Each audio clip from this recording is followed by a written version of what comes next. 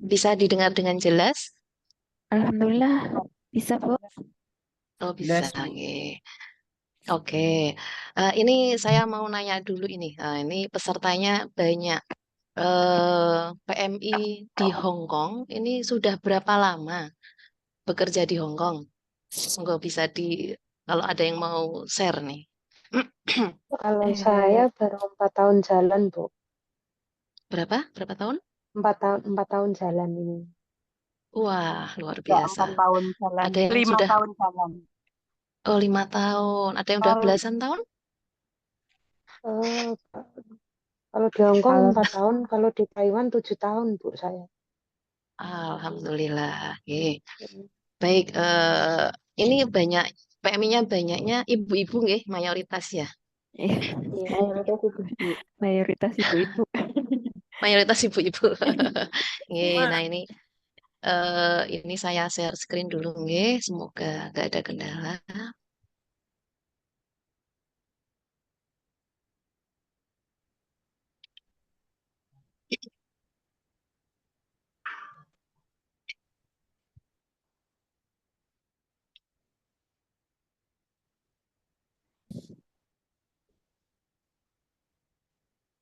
Sudah nampak?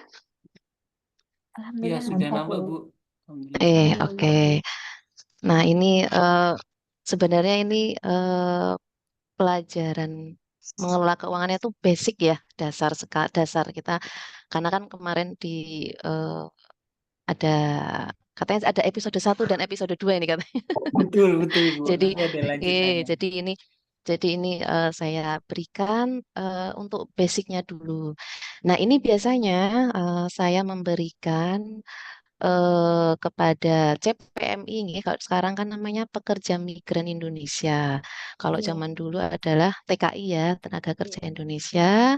Nah, iya. berdasarkan undang-undang yang terbaru nggih, nomor 18 tahun 2017, sebutan TKI itu sudah menjadi PMI, Pekerja Migran Indonesia. Jadi kalau didengarkan itu seperti apa ya? Lebih ada ini nggih, bermartabat gitu nggih. Kata-katanya kan sudah berbeda ya. Iya, insya Ya, Allah. diharapkan teman-teman itu besok juga menjadi apa ya? Ketika pulang itu menjadi PMI yang berdaya dan sejahtera gitu. Amin. Amin. eh ini kita mulai, nggih. Nah Ya. ini ya, ini sebenarnya materi ini saya paparkan itu kepada calon PMI dalam artian sebelum mereka berangkat ke luar negeri. Mungkin kalau teman-teman eh, sebelum berangkat, kalau melalui PT, nggih, kalau sebutannya itu kan kalau dulu PJTKI. Nah, kalau sekarang ini namanya P3MI. Perusahaan Penempatan Pekerja Migran Indonesia, atau bisa disebut apa ya, agensi gitu ya. Nah, Agensi. itu teman-teman yang lewat PT itu kan biasanya mampir dulu ya ke BP3MI atau BP2MI buat dapat, kalau zaman dulu itu PAP, kalau sekarang namanya OPP. Nah, orientasi pra pemberangkatan. Nah, ini biasanya diberikan pada saat OPP. Jadi selain materi perjanjian kerja, materi adat istiadat dan budaya negara, kemudian ada mental dan kepribadian. Nah, ini biasanya saya berikan juga ke teman-teman CPMI pada saat kegiatan OPP di BP3MI Yogyakarta, begitu. Lanjut. Nah, perkenalkan nama saya Raisa Nurfitriani, biasa dipanggil Raisa, tapi jangan diminta nyanyi. Aneh suaranya nggak bagus. Nah, di BP3MI saya bekerja sebagai analis tenaga kerja gitu. Tapi tugasnya rangkap-rangkap gitu. Ceritanya seperti itu, nggih. Menjadi ketua tim pemberdayaan Purna PMI dan keluarganya, kemudian instruktur OPP, trainer edukasi keuangan. Nah, kalau dilihat background pendidikan tinggi memang agak anu ya, agak melenceng apa gitu. Nah, ini kebetulan saya ini sedang berada di Kabupaten Gunung Kidul. Jadi ini masih berjalan kegiatan pemberdayaan untuk teman-teman Purna PMI di Gunung Kidul, pesertanya dari Kabupaten Gunung Kidul. Nah, ini sudah hari ketiga, jadi pelatihannya memang pelatihannya itu edukasi kewirausahaan. Nah, pelatihannya selama 4 hari. Begitu. Nah, ini sudah hari ketiga, besok hari keempat terakhir ini apa namanya? Semoga besok ketika teman-teman sudah pulang juga bisa mendapatkan kesempatan dari BP3MI teman-teman wilayah nggih, wilayah masing-masing rumah atau tempat tinggal bisa ikut kegiatan serupa. Nah, di BP3MI lainnya juga ada. Jadi di BP3MI misalnya kalau Provinsi Jawa Tengah berarti BP3MI-nya ada di Semarang, kemudian di Surabaya, Bandung itu juga ada begitu. Nah, ini terkait edukasi keuangan itu sebenarnya ada, sebentar. Edukasi keuangan ini sendiri terdiri dari ada 3 ya, mengelola keuangan, menabung, dan mengelola pinjaman begitu. Nah, ini kita belajarnya malam ini terkait dengan mengelola keuangan. Nah, ini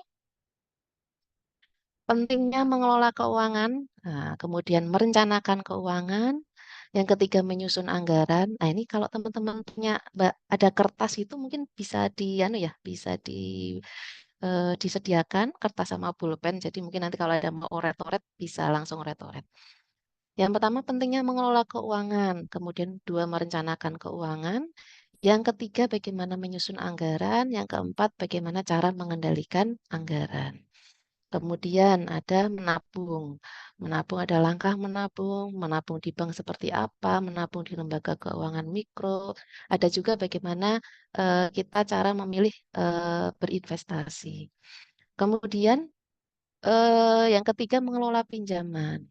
Nah, pinjaman ini biasanya nanti ke depannya ketika teman-teman sudah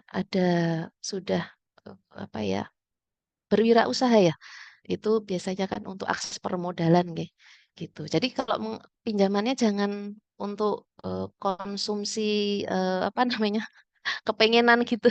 Jadi mengelola pinjaman itu untuk kegiatan produktif ya, seperti itu. Nah, ini kita masuk ke mengelola keuangan, nggih. Nah, mengelola keuangan, yang pertama tadi ya memahami pentingnya pengelolaan keuangan, perencanaan keuangan. Setelah direncanakan, disusun, kemudian yang keempat dikendalikan. Nah, ini harapannya. Harapannya kita mengelola keuangan, belajar mengenai pengelolaan keuangan. Yang pertama, teman-teman dapat memiliki kesadaran pentingnya pengelolaan uang dengan baik. Yang kedua, memahami perlunya diskusi, menyepakati rencana keuangan bersama keluarga. Karena kebanyakan gitu kan, mayoritas teman-teman yang kemarin kebanyakan yang peserta OPP yang saya berikan materi ini rata-rata tidak ada diskusi atau kesepakatan misalnya gini, eh, misalnya antar suami istri atau mungkin yang belum menikah antara anak dengan orang tuanya itu tidak ada diskusi atau kesepakatan misalnya Pak, Bu, saya izin saya mau bekerja ke luar negeri di Hong Kong dengan gaji sekian, kalau dirupiahkan sekian. Nah, itu saya pengen apa namanya? Saya pengen ada cita-cita besok kalau selesai kontrak saya bisa membantu perekonomian keluarga, bisa bisa apa? Mungkin membuka warung kecil-kecilan seperti itu. Nah, itu kebanyakan teman-teman itu tidak ada kesempatan untuk berdiskusi dengan keluarganya. Kalau istri mungkin tidak ada diskusi dengan suaminya, atau kalau misalnya anak yang belum menikah itu tidak ada diskusi dengan orang tuanya. Yang ketiga, menyusun prioritas penggunaan uang dengan mengutamakan kebutuhan. Yang keempat, nanti bersama-sama mengisi tabel rencana keuangan, anggaran rumah tangga, dan catatan kas. Gitu. Yang kelima, memiliki pengalaman dalam menyusun rencana dan anggaran keuangan serta catatan kas berdasarkan kondisi masing-masing.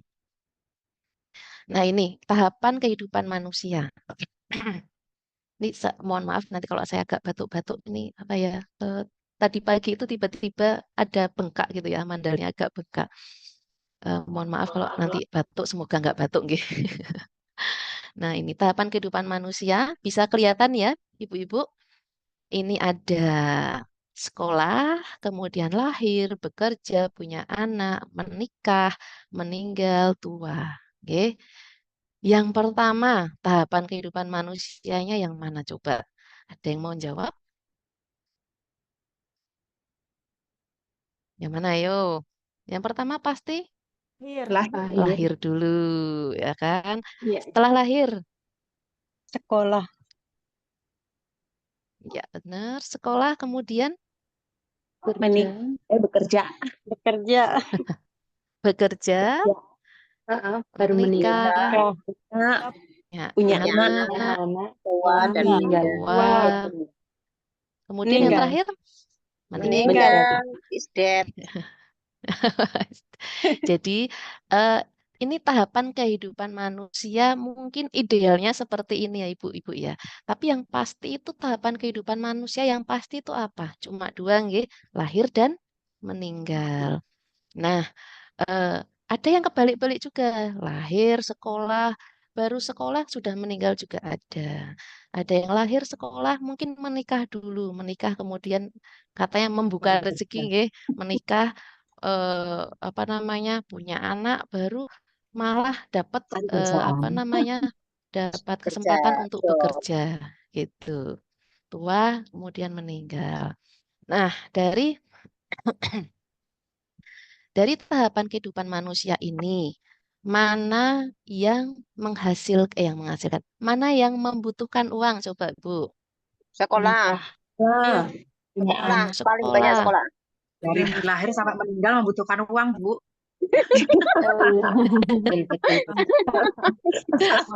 Nah, ayo. Semua. Dari lahir sampai meninggal itu kita butuh uang, Bu. Meninggal butuh uang juga.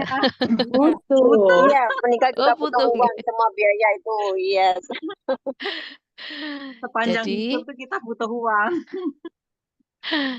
jadi setiap tahapan kehidupan manusia itu membutuhkan uang. Uang.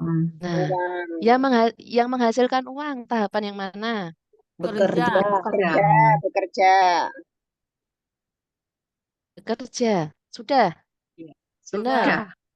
Bekerja. Katanya kalau menikah dapat amplop. Tapi lebih banyak pengeluaran. Terus kalau lahiran ya punya anak dapat amplop juga gitu. Enggak, Ya, Bu, malah tapi butuh lebih banyak juga. itu untuk souvenir dan lain sebagainya. Lebih banyak lagi itu. Oke. Nah, berarti tahapan kehidupan manusia yang menghasilkan uang itu adalah Bekerja. Oke. Nah, selain tahapan kehidupan manusia ini, itu ada tahapan-tahapan yang tidak terduga atau kebutuhan-kebutuhan yang perlu dipenuhi. Apa aja itu? Ini contohnya nggih, contohnya sakit. Itu kan tidak terduga nggih. Nah, pengen punya rumah sendiri, mungkin cita-cita, itu kebutuhan ya, kebutuhannya. Aku pengen di rumah dewe gitu kan. Mohon maaf ya, ini saya suka agak anunya pakai bahasa Jawa jadinya. Kemudian buka usaha. Nah, mana yang membutuhkan uang? Semua butuh uang. Semuanya butuh uang. Semuanya. Oke. Oh, sakit itu butuh uang pasti ya. Rumah sendiri, pengen punya rumah sendiri, bangun rumah sendiri Oh, lebih banyak membutuhkan lagi itu. uang. Banyak sekali ya, Bu ya. Kemudian buka usaha, modal ya, membutuhkan Banget ya. uang. Ada yang menghasilkan uang di sini? Enggak ada. Ada dong. Usaha Nah, itu menghasilkan uang. Buka Besar usaha. itu. buka usaha menghasilkan uang. Uang. gitu nggih. Nah, kesimpulannya apa gitu Ibu. Nah, jadi kesimpulannya kebutuhan butuh uang itu akan lebih banyak nggih dibandingkan kesempatan menghasilkan uang. Nah, itu yang di semua tahapan itu butuh uang, yang menghasilkan uang cuma di dua tahapan begitu, bekerja dan buka usaha. Kemudian, apa yang kita simpulkan lagi? Oh, manusia tidak selamanya bisa menghasilkan uang. Kok bisa tidak selamanya menghasilkan uang? Ada yang namanya meninggal. Kemudian, kayak ibu-ibu di PMI di Hong Kong, itu kan bekerja juga ada durasi kontrak kerjanya, nggih. Durasi kontrak kerjanya. Biasanya 2 tahun perpanjang ya, Bu, ya? Iya. Nah, kalau misalnya 2 tahun perpanjang, kan mungkin ibu sampai usia 50 atau 52 gitu, mungkin akan merasa kok badanku udah nggak anu ya, udah nggak seger lagi gitu kan. Mungkin sudah nggak fit atau capek, aku kok pengen pulang. Nah, ketika di Hong Kong dapat gajian gitu kan. Nah, ketika nanti balik ke Indonesia, karena sudah dari muda sampai sudah lolita. Kalau di sini teman-teman Purna PMI Hong Kong yang di Kulon Progo itu sebutannya lolita. Apa ayo lolita? Lolos 50 tahun gitu. Nah, itu yang teman-teman yang lolita ini itu juga ada rasa apa ya? Tidak siap gitu kan. Tidak siap, kaget karena terbiasa mendapatkan gaji. Kemudian di Indonesia, di kampung halaman, bingung yang biasanya bekerja tiap hari, rajin bekerja. Nanti di Indonesia bingung, aduh mau apa ya? Terus kalau mau usaha, bingung mau usaha apa Usaha gitu. apa? Oke. Kemudian ada lagi kesimpulannya. Nah ini ya, pada masa tua manusia itu masih membutuhkan uang, tapi kemampuannya menurun. Jadi kesehatan, fisik itu kan menurun. Kemudian ada lagi selain tadi yang dari lahir, sekolah, bekerja, menikah, punya anak tua meninggal, itu ada kebutuhan-kebutuhan yang tidak terduga atau mendadak, kayak Ada. sakit. Kalau sakit misalnya ada asuransi atau mungkin terdaftar BPJS gitu, nggih, yaitu alhamdulillah. Tapi kan beberapa atau mungkin kebanyakan tidak terdaftar BPJS kesehatan seperti itu. Lanjut, nggih. Nah, ini terkait pengelolaan keuangan yang buruk dan pengelolaan keuangan yang baik. Nah, ini saya mau tanya nih ke teman-teman ini ya. Ini apakah teman-teman ini pendapatan selama ini sudah cukup? Ini rata-rata gaji di Hong Kong berapa juta nggih? Kalau boleh tahu, Kurang lebih 10 juta 10 juta. kalau kos lagi naik. kurang lebih 10 juta. Nah, pendapatannya ini cukup nggak untuk mengcover kebutuhan-kebutuhan, Bu? 10 juta ini. Cukup. Cukup. Alhamdulillah. Cukup. Oh Alhamdulillah ya, cukup. alhamdulillah. Ada yang tidak cukup? Ada yang minus mungkin? Nah, jadi uang yang didapat itu sebaiknya dikelola, nggak sebaiknya ya, harus sebenarnya, harus dikelola agar bisa mencukupi kebutuhan. Nah, contohnya nih ya, pengelolaan keuangan yang buruk ini, Ki. Pengelolaan keuangan yang buruk. Ketika nanti teman-teman PMI Hong Kong eh, kurang informasi atau tidak memiliki ilmu mengenai pengelolaan keuangan yang baik, efeknya apa? Efeknya tidak bisa mengelola atau menyeimbangkan antara pengeluaran dan pendapatan. Akhirnya pengeluaran lebih besar daripada pendapatan. Kalau pengeluaran lebih besar dari pendapatan, apa yang terjadi? Teman-teman bisa Minus. utang gitu kan, Utang. ngutang, ngutang, nggih. Nah, ngutang itu kan nggak cuma bayar pokok ya, ada bayarnya Bunga. namanya apa? Bunga ya. Selain pokok ada bayar bunga.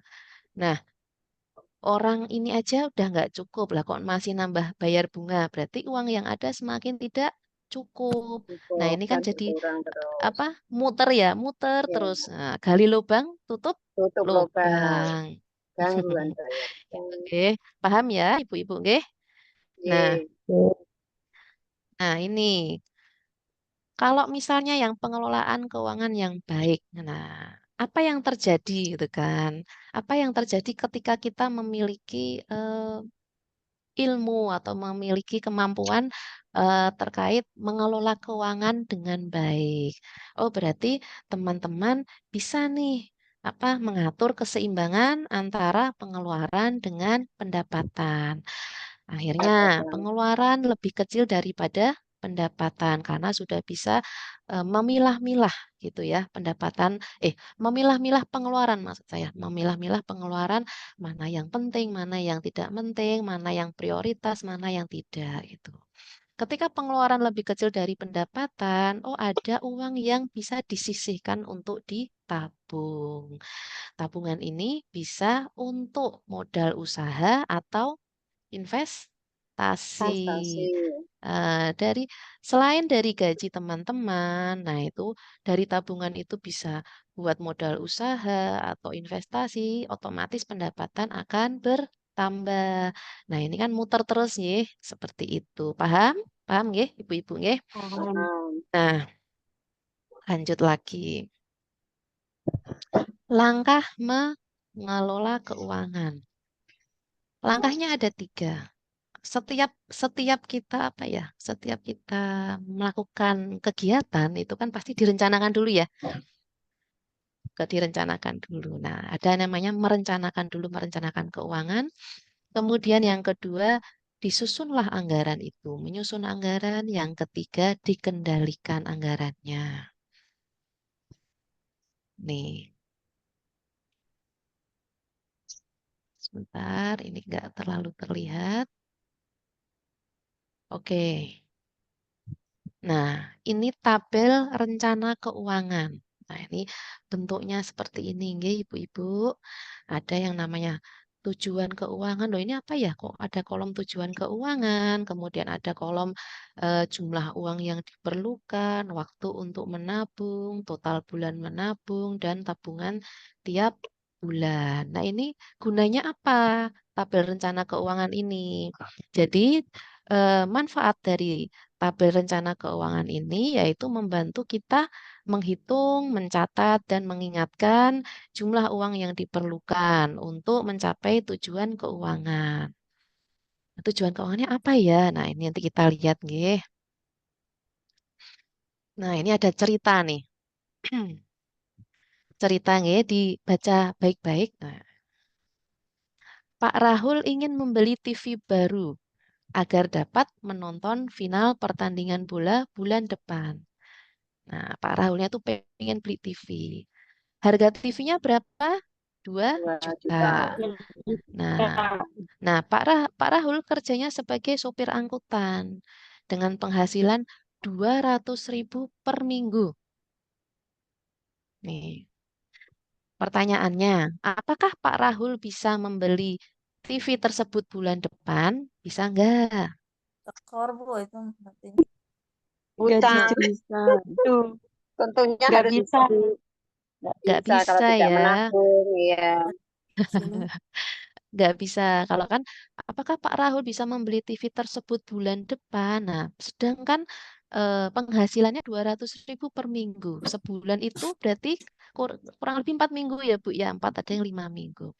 200.000 dikalikan 4 minggu. Berarti 800.000. 800 per Maksimal, bulan. maksimal 1 juta. Nah, harga TV-nya 2 juta.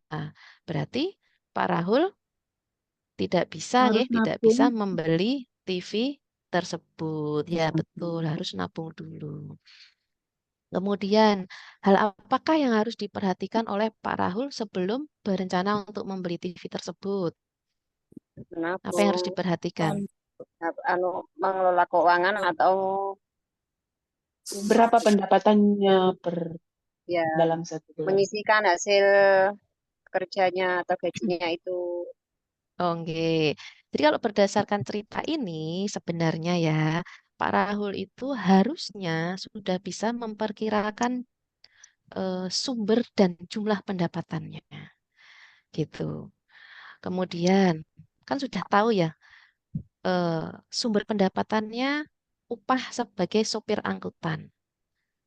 Nah, 1 bulannya 800.000. 100. TV-nya 2 juta. Nah, seharusnya Pak Rahul itu selain sudah bisa memperkirakan sumber pendapatan dan jumlah pendapatannya, penghasilannya, juga harus bisa memikirkan itu saya beli TV itu bisa diraih atau enggak gitu kan. Tujuan keuangan itu realistis atau enggak kalau saya mau beli bulan depan. Beda kalau menabung beberapa bulan baru beli TV. Karena Pak Rahul kan pengen bisa beli TV bulan depan. Jadi Pak Rahul itu harus realistis dengan pendapatannya berapa, kemudian tujuan keuangannya itu membeli TV tersebut. Gitu nggih, sudah paham Ibu-ibu? Paham. Paham ya? Paham. Nah, kita lanjut lagi nih, yang kedua coba. Nih. Ini sering terjadi nih nanti. Bu Sondang menyimpan uang di bawah bantal untuk membeli kipas angin. Nanti malam ia akan ke toko untuk membayar dan mengambil kipas angin pesanannya. Nanti malamnya ya. Nah, Pak Sondang, suaminya itu akan tidur siang ketika ia akhirnya menemukan uang tersebut karena disimpan di bawah bantal.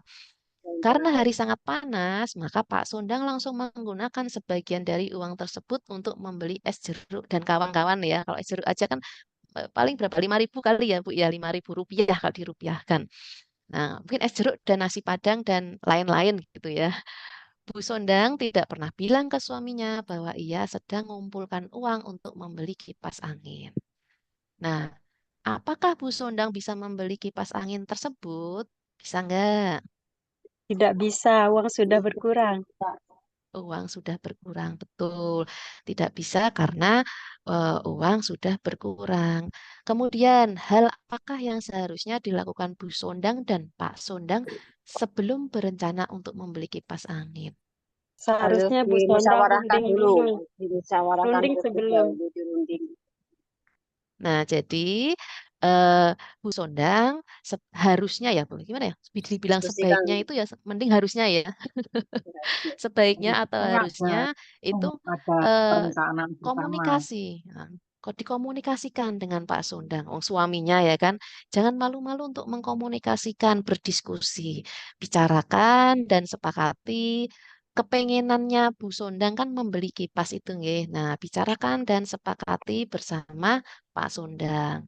Jangan diam-diam aja. Kalau diam-diam aja nanti Pak Sondang kan ketika lihat apa namanya ada uang di bawah bantal, wah rezeki nomplok gitu kan. Padahal itu sebenarnya Bu Sondang nyimpen duit di situ. Seperti itu. Paham ya Bu? Kita lanjut ke cerita ketiga. Ini ada yang namanya Bulina dan Busari. Bulina dan Busari pergi ke pasar dengan membawa uang masing-masing 50.000. Nah, hari ini Bulina memiliki tujuan memasak ayam goreng. Untuk itu, ia membeli seekor ayam seharga 30.000 dan bumbu seharga 10.000. Bulina ya, sisa uangnya ia tabungkan. Sementara itu, Busari belum tahu akan memasak apa. Ia membeli seekor ayam 30.000 dan ikan 20.000. Nah, tadi kan bawa uangnya 50.000 aja nih. Sesampainya di rumah, ini Bu Sari menjadi bingung apakah akan memasak ayam atau ikan. Uangnya habis, padahal ia belum membeli bumbunya, bahkan mungkin belum beli gasnya ya, gitu. Nah, siapakah yang berhasil membuat masakan sesuai tujuannya? Bu Lina atau Bu Sari? Bulina. Bu Lina Bulina. ya, kan. Malah bisa Bu Linanya ayamnya 30.000, bumbunya 10.000, ada sisa uangnya 10.000 bisa ditabung seperti Tabung. itu. Oke. Kalau Bu Sari nggak bisa ya, Bu Sari bingung karena bingung kan mau masak apa ya gitu kan. Kalau Bu Lina sudah tahu mau masak ayam goreng. Kalau Bu Sari belum tahu masak apa, belum tahu tujuannya apa. Belinya ayam 30.000, ikan 20.000. Ternyata di rumah gasnya habis, bumbunya belum beli. Uangnya tinggal itu aja. Nah, seperti itu. Berarti tujuan keuangan itu harus jelas. Jangan bingung. Tujuan keuangan harus jelas, kemudian dapat diraih dan terukur. Bisa diukur, nggih. Lanjut lagi. Tahapan merencanakan keuangan. Nah, dari 3 cerita tadi, bisa kita simpulkan ini ya. Nih, yang pertama, perkirakan sumber pendapatan. Yang Pak Rahul tadi, kasus cerita yang tadi ya Pak Rahul. Kemudian yang kedua, bicarakan dan sepakati tujuan keuangan bersama keluarga. Ini yang kasus Bu Sondang tadi Sondang ya, tadi. antara Bu Ya. Sondang dan Pak Sondang. Kemudian yang ketiga, tujuan keuangan harus jelas, dapat diraih dan terukur. Ini yang kasus Bu Lina dan Bu Sari. Selain itu kita juga harus menyepakati jumlah tabungan bersama keluarga. Kalau nggak sepakat nanti yang ada malah ada apa ya? Tangkapan Kalau bahasa atau Jawanya konflik. itu ada konflik gitu ya, atau nggereneng gitu kan ya. Ada konflik, nggereneng gitu kan, berburuk sangka. Yang tadinya eh, misalnya mungkin teman-teman PMI ini em, menabung gitu kan, tapi karena nggak bilang gitu kan, akhirnya uang kirimannya mungkin dibilangnya sedikit gitu kan. Padahal teman-teman punya cita-cita, tapi nggak diomongkan gitu kan. Cuma nabung aja gitu, nabung untuk pribadi aja. Nah, itu kan akhirnya menimbulkan konflik atau akhirnya jadi berburuk sangka itu. Lanjut. Nah, ini ya. Tabel rencana keuangan. Nah, ini tabelnya seperti ini tadi ya. Ada tujuan keuangan yang tadi awal tadi. Nah, ada jumlah uang yang diperlukan, waktu untuk menabung, total bulan menabung, tabungan tiap bulan. Nah, ini kalau teman-teman ada kertas bisa ditulis. Kalau misalnya pakai HP bisa di screenshot nggih. Nanti bisa bisa jadi pegangan. Nih, ini kemarin saya nanya-nanya ke ini, ketuanya Paguyuban Hong Kong Kabupaten Kulon Progo. Ini saya nanya, Bu, gaji standar sekarang berapa ya? Nah, ini ada informasinya segini ya untuk yang terbaru. Apakah benar, Ibu-ibu semuanya? Untuk Hong Kong dolarnya 4.870. Betul, Tadi Bu. gaji pokok ya, belum sama. Mungkin Ya, ada kalau ada tambahan-tambahan atau standar lembur. kontrak Itu secara umum. Nah, kontrak secara umum, nggih. Nah, ini kalau tadi saya kurskan, gitu kan, ini kurs tengah, berarti kurs tengah itu antara kurs jual dan kurs beli saya ambil tengah-tengahnya, itu sekitar sekitar 9.850.000 rupiah, 9.850.000 rupiah. Ini tadi ya, kursnya yang ini ya, satu dolar Hong Kongnya itu sekitar 2 ribuan. Nah, ini baru dapatnya 9.850.000. Nih, tujuan keuangannya kayak tadi, misalnya kayak Pak Rahul. Oh, tujuan keuangannya beli TV. Bu Sondang tujuan keuangannya beli kipas angin. Kalau Bu Lina tadi ayam goreng, Bu Sari belum tahu.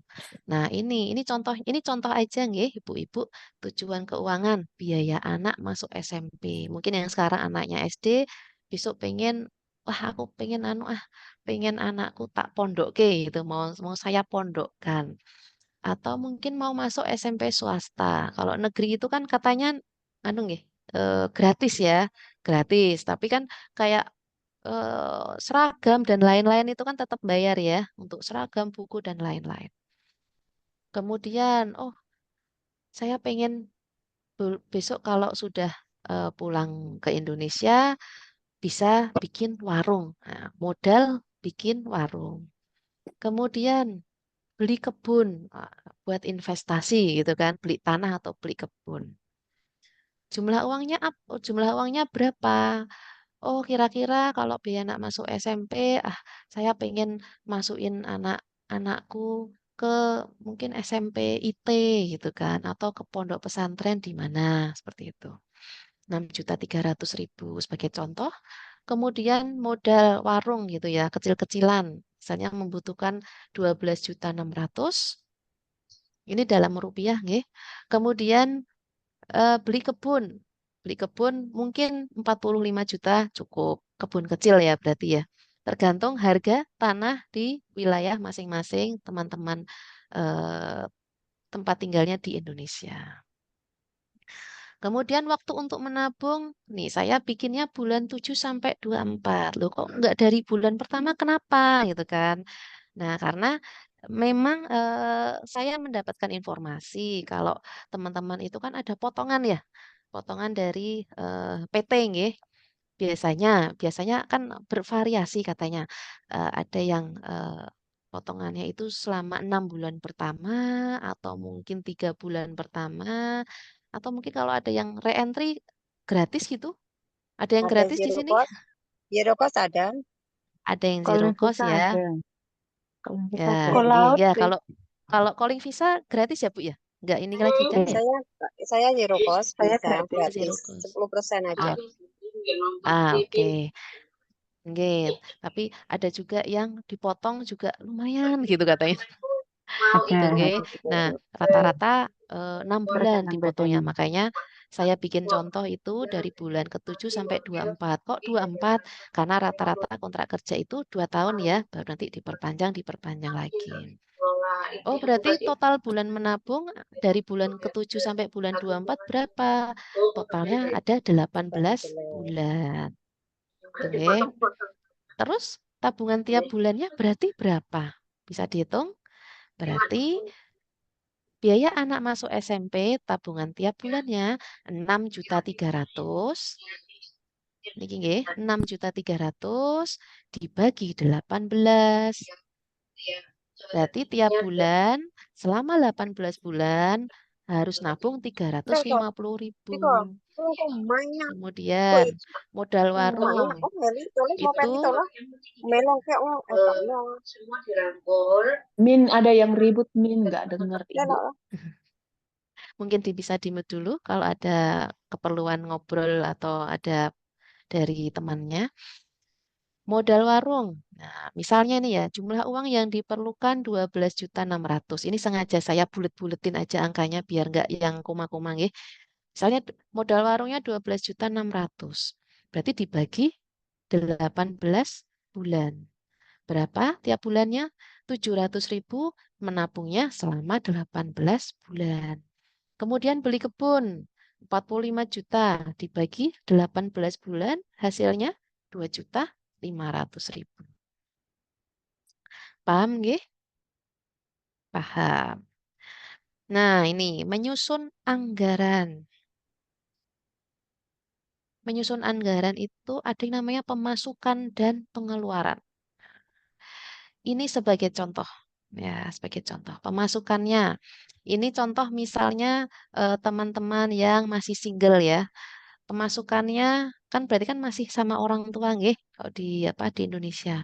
Pemasukannya oh mungkin ada upah buruh taninya dari ayahnya, kemudian hasil jual kue dari ibunya, dan pemasukan yang paling gede dari teman-teman PMI nggih, gaji PMI. Nah, ini sebagai contoh. Nah, sebelum masuk ke menyusun anggaran, kita harus tahu dulu apa kebutuhan dan apa keinginan. Nah, ini kalau dari gambar itu sudah kelihatan ya sebenarnya ya. Kebutuhan itu yang atas ya, yang ada anak-anak yang ngacung jempolnya, telunjuknya, ada apa namanya? Ada obat-obatan, ada sekolah, kemudian ini anu ya, berarti pangan ya. Sembakonya, pangannya, kemudian ada, loh kok ada sapi di situ atau ada kerbau di situ gitu. Kok ada sapi di situ? Oh, berarti tujuan keuangannya itu membeli sapi, misalnya seperti itu. Jadi tujuan keuangan itu cita-cita membeli sapi, beli rumah, beli tanah itu kalau sudah menjadi tujuan itu bukan lagi keinginan, tapi sudah menjadi kebutuhan. Gitu. Beda lagi sama gambar yang di bawah. ya. Gambar yang di bawah itu ini ada motor Harley Davidson. Nah, kemudian ada TV, ada home theaternya ya, home theaternya ada speaker-speaker gede. Terus kemudian HP, nah kan.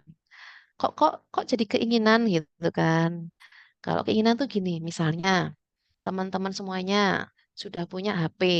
HP-nya masih bagus, masih berfungsi dengan baik. Wong ya dipakainya buat misalnya buat WA, buat video call, mungkin buat aplikasi gitu kan. Nggak yang buat apa ya? Buat video editing atau yang lain gitu ya. Nah, akhirnya karena kepengen gitu kan, kepengen akhirnya beli iPhone gitu kan, iPhone Pro Max. Nah, Pro Max berapa yang terakhir itu ya? iPhone Pro Max 13 apa ya? Apa 15 nggih? 15. Nah, itu harganya berapa belas juta. Entah belas atau masih puluhan gitu kan. Padahal nggak penting-penting banget gitu kan. Mungkin kalau untuk apa namanya editor, kemudian memang videografer gitu kan, mungkin membutuhkan kamera dengan spesifikasi yang bagus. Nah itu kalau teman-teman yang memang bekerja dengan HP itu menjadi kebutuhan karena menjadi tools untuk bekerja. Tapi kalau HP-nya masih bagus karena wah gengsi nih gitu kan untuk biar terlihat wah gitu akhirnya beli iPhone padahal cuma untuk WA cuma untuk video call ya itu kan eman-eman gitu ya seperti itu nah itu seperti itu ya bedanya kebutuhan dan keinginan. Nah ini ciri-cirinya kebutuhan harus dipenuhi segera. Sudah direncanakan sejak awal, jadi kayak tabungan misalnya beli tanah, beli kebun, beli rumah itu sudah direncanakan, itu sudah masuk ciri-ciri dari kebutuhan. Harus dipenuhi segera, pangan itu ya, sandang, pangan, papan, atau obat-obatan. Nah, dapat memberikan penghasilan tambahan. Nah, ini dapat memberikan penghasilan tambahan tuh kalau misalnya beli motor. Nah, beli motor, loh kok beli motor karena nggak punya motor dan motornya itu mau dipakai buat misalnya ojek online gitu sebagai ojol. Nah, itu kan memberikan penghasilan tambahan itu sudah masuk kebutuhan bukan lagi keinginan. Ciri-ciri keinginan yang pertama bisa ditunda. Kalau nggak sekarang ya nggak apa-apa gitu, nggak yang harus wajib ain gitu ya. Wajib ain, aku pokoknya kudu gitu kan, aku harus beli kalau enggak nanti aku mati, nggak gitu juga gitu kan, kan bisa ditunda sebenarnya. Kemudian tidak direncanakan sebelumnya, tidak direncanakan gimana? eh itu tidak direncanakan dari awal sebelum mau berangkat, nah, tapi karena ngelihat temannya, HP-mu kok bagus ya? Apa HP-nya itu? Wah, HP-ku iPhone, oh HP-ku cuma Android biasa gitu. Akhirnya, aduh, gini ya, aku pengen pengen beli ya, akhirnya beli. Nah, seperti itu ya, tidak direncanakan sebelumnya. Kemudian tidak memberikan penghasilan tambahan, seperti itu. Kemudian selanjutnya, kebutuhan dan keinginan. Nah, ini ada beberapa contoh kebutuhan dan keinginan. Misalnya modal warung, biaya masuk anak SMP, sekolah, SD, beli kebun, sembako ya, pangan ya. Kemudian gas, itu penting sekali. Bayar listrik, pulsa HP, keperluan sekolah. Ini sebagai contoh. Kemudian keinginan, baju baru, TV baru, perhiasan emas. Loh, kok perhiasan emas keinginan, keinginan Bu gitu kan. Beda sih ya kalau misalnya perhiasan emas. Kalau emasnya kadarnya mungkin 98, 99 gitu kan. Saya pernah beli emas gitu di waktu saya dinas di Padang, di BP3MI Padang itu kan. Di sana itu emasnya itu memang emas-emas tua gitu kan, emas tua dan kadarnya itu 98, 99. Jadi memang mudah apa ya, peyok-peyok itu ya. Nah, itu bisa jadi investasi karena kan selisihnya nggak terlalu banyak ya antara logam mulia dengan perhiasan emas yang kadarnya itu sudah mendekati kadar 24 nih. Seperti itu. Tapi kalau beli perhiasan emasnya tuh emas muda, kadarnya 30% kayak gitu. Itu kan eman-eman sebenarnya. Daripada beli kelihatannya banyak tapi emasnya emas muda 30%. Kalau saya gitu ya, kalau saya lebih baik di apa? Dikumpulkan dulu baru beli emasnya karena ya pengen-pengen juga ya kita sebagai wanita itu kan pengen eh, macak gitu ya, dandan gitu. Kalau orang Jawa bilangnya dandan, macak gitu. Pengen dandan, pengen pakai cincin, pengen pakai gelang, kelihatan gelangnya banyak gitu kan. Kalau bisa sebaiknya ya yang emasnya yang tua gitu kan, sebagai sekaligus selain sebagai eh, apa ya, mempercantik diri, tapi juga sebagai investasi seperti itu.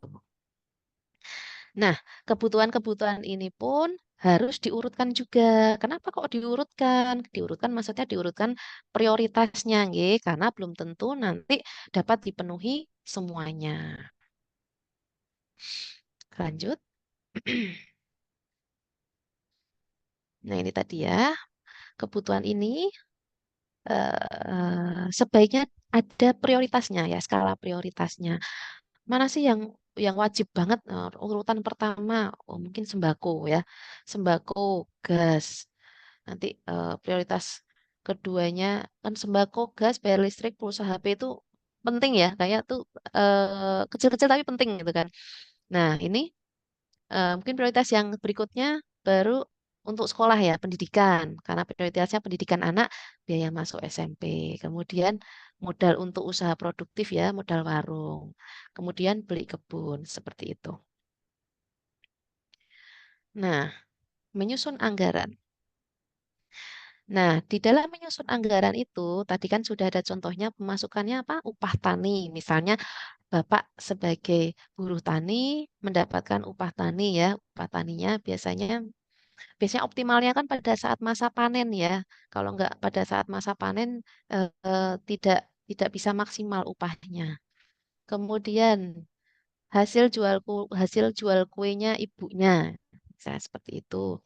Kemudian kiriman PMI atau gaji PMI ya, Pekerja Migran Indonesia.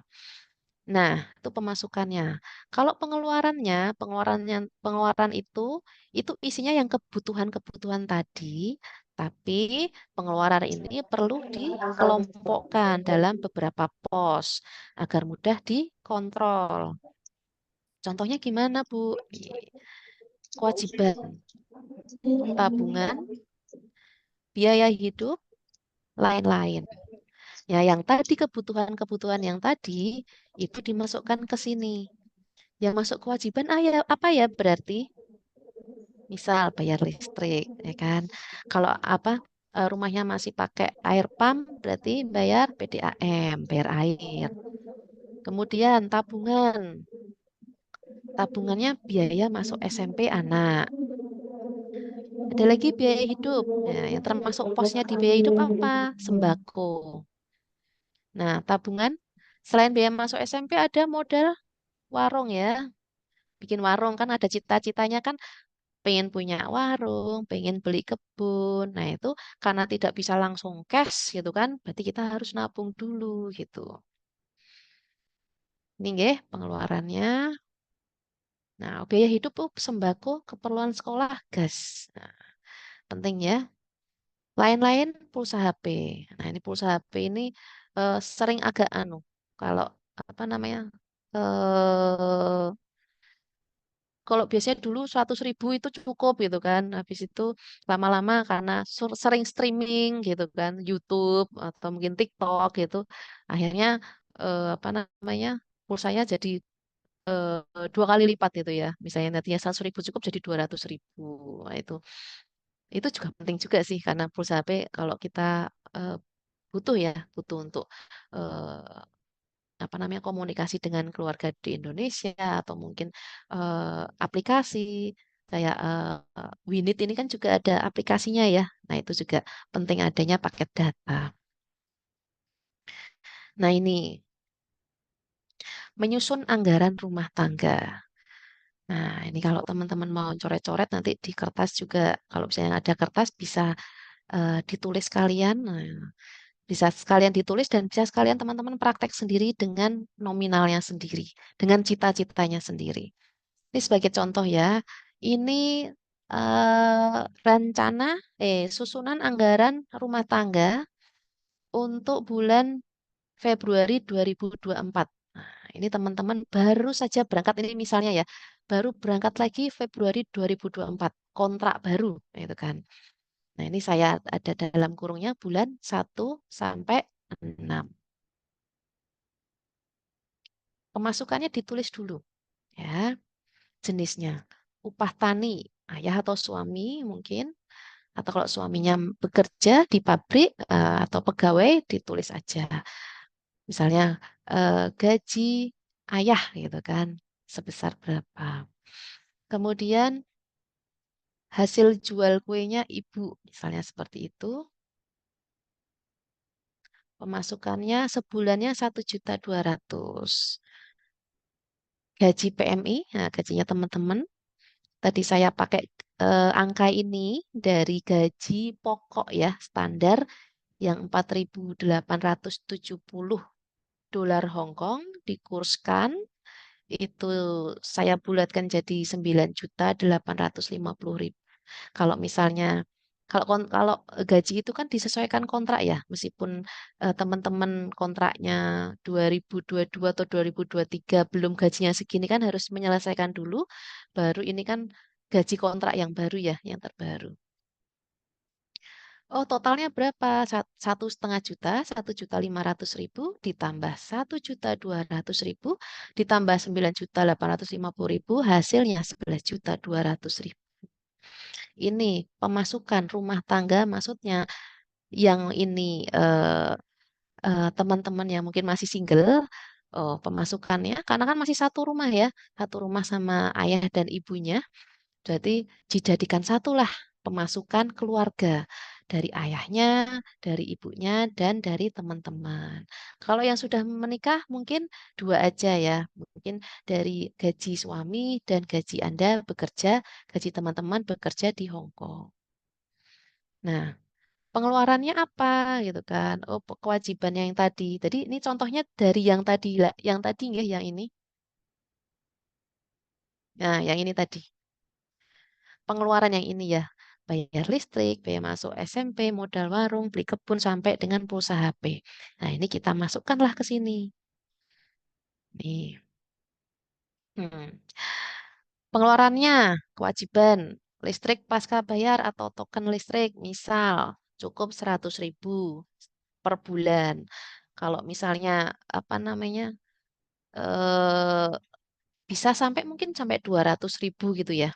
Kan ada yang 900.000 atau 1.300 ya, ada yang 900 atau 1.300. Atau ya ada yang lebih lagi 2.000 berapa itu ya ininya kalau listrik itu nggih. Kemudian yang masuk pos tabungan tadi, apa yang masuk pos tabungan? Oh ini ada, maaf, ada nongol ini kan. Selain ini ya, selain apa namanya? Selain kewajibannya saya listrik, ada yang namanya potongan P3MI gitu kan. Ini misal aja ya Bu, ya karena kan macam-macam ya. Misalnya eh, pada saat berangkat, nah kan, pada saat bekerja bulan pertama kan Februari 2024. Kemudian dapat eh, apa namanya sudah ada hitung-hitungan potongan dari PT. Nah, P3MI itu saya ini lagi ya, P3MI itu perusahaan penempatan pekerja migran Indonesia. Kalau dulu namanya PJTKI, sekarang namanya P3MI. Saya sebutnya PT gitu aja ya, biar lebih lebih mudah. Nah, potongan P3MI misalnya ini selama 6 bulan, karena ini kan rencana rencana apa namanya susunan anggaran rumah tangga dari Februari 2024 selama 6 bulan ya, bulan 1 sampai 6. Potongannya itu 2.900.000. Ini sebagai contoh ya, dirupiahkan. Karena mungkin ada juga teman-teman yang potongannya banyak, lebih banyak dari ini mungkin ada. Kemudian tabungannya kok belum ada, nah, gitu kan. Ini kalau saya tulis ya kan, tabungan yang apa namanya, yang tadi ya beli kebun, biaya anak masuk SMP dan lain-lain itu, kalau saya masukkan nanti nggak cukup nanti. Jadi memang eh, bulan 1 sampai 6 ini fokusnya adalah membayar potongan PT dan nafkah yang ada, apa ya, kebutuhan yang ada di rumah ya, yang ada di rumah. Biaya hidup, misalnya ini yang di Indonesia, sembakonya butuh 1.500.000. gasnya butuh 50.000, mungkin 2 kali ya. Kemudian keperluan sekolah 200.000. Keperluan sekolah mungkin ada kalau masih ada anak yang masih SD gitu, mungkin per bulannya membutuhkan 200.000. Kemudian lain-lain tadi pulsa HP 100.000. Oh, total pengeluarannya 4.850.000. Total pengeluaran tadi yang ini ya, yang pembayaran kewajiban ini, listrik sama potongan, kemudian biaya hidup, sembako, gas, keperluan sekolah, dan pulsa HP. Totalnya 4.850.000.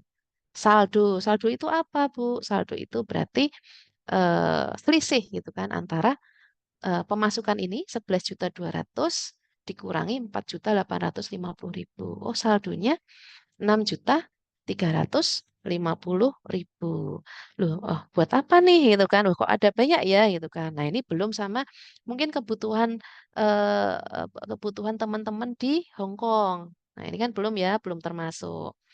Nah, sisa ini ya, saldo ini itu harapannya adalah kalau teman-teman bingung buat apa ya nih ya saldonya ya itu ya jangan terus nambah pengeluaran. Jadi sebaiknya ditabung gitu kan, sebaiknya ditabung. Kalau teman-teman kan di Hong Kong ini sebaiknya kalau rekening itu mungkin lebih dari satu ya. Jadi yang satunya itu mungkin untuk eh, apa ya gaji ngirim gitu kan. Nah, satu lagi tabungan itu mungkin ngambil tabungan deposito atau tabungan biasa tapi nggak diuah-uah gitu ya, nggak di utak-atik. Itu tabungan mati kalau saya bilang ya tabungan mati. Nah, itu untuk teman-teman besok ketika ke Indonesia paling nggak sudah punya sangu gitu. Gitu ya. Sudah punya sangu, sudah punya aku harus punya sangu entah nanti di Indonesia aku bisa nggak ya gitu kan karena pasti akan ada kekhawatiran apalagi pulang ke Indonesia sudah usia tadi misalnya Lolita tadi nggih sudah lolos 50 tahun.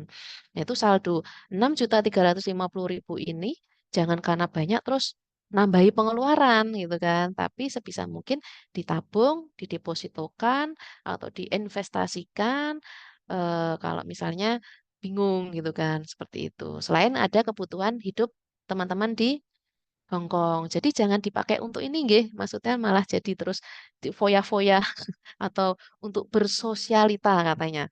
Kan pasti kalau teman-teman setiap hari apa kalau pada saat libur ya, itu mungkin ada kumpulan sama teman-teman terus wah aku pengen lebih gitu, aku pengen lebih lebih oke nih, aku mau beli baju yang bagus gitu kan. Aku pengen beli HP yang bagus. Wah, aku kan karena aku punya ini nih, aku punya saldo masih punya sisa uang 6.350.000. Nanti teman-teman kalau habis-habisin uang nanti di Indonesia nggak ada sangu gitu kan seperti itu. Nah ini apa namanya susunan anggaran rumah tangga untuk bulan 1 sampai 6. Nah, nah ini yang bulan ke-7 sampai 24. Nah, berarti yang 18 bulan tadi ya. Tadi masih ingat kan yang bulan baru mulai menabung bulan ke-7 sampai bulan ke-24. Dengan pemasukan yang sama, nah totalnya 11.200.000. Pembayaran kewajibannya sama, listrik, tapi sudah tidak ada potongan PT nggih. Nah, sudah tidak ada potongan PT karena sudah selesai 6 bulan pertama. Kemudian tabungan. Nah, tadi kan mulai nabung dari bulan ke-7 sampai bulan ke-24. Ini ya, 18 bulan. Biaya masuk SMP per bulannya tadi 350.000. Masih ingat ya, teman-teman? Kemudian modal warung tadi per bulannya nabung 700.000, kemudian beli kebun tadi yang 45 juta rupiah, itu per bulannya nabung 2.500.000. Ini nabung selama 18 bulan. Biaya hidupnya masih sama.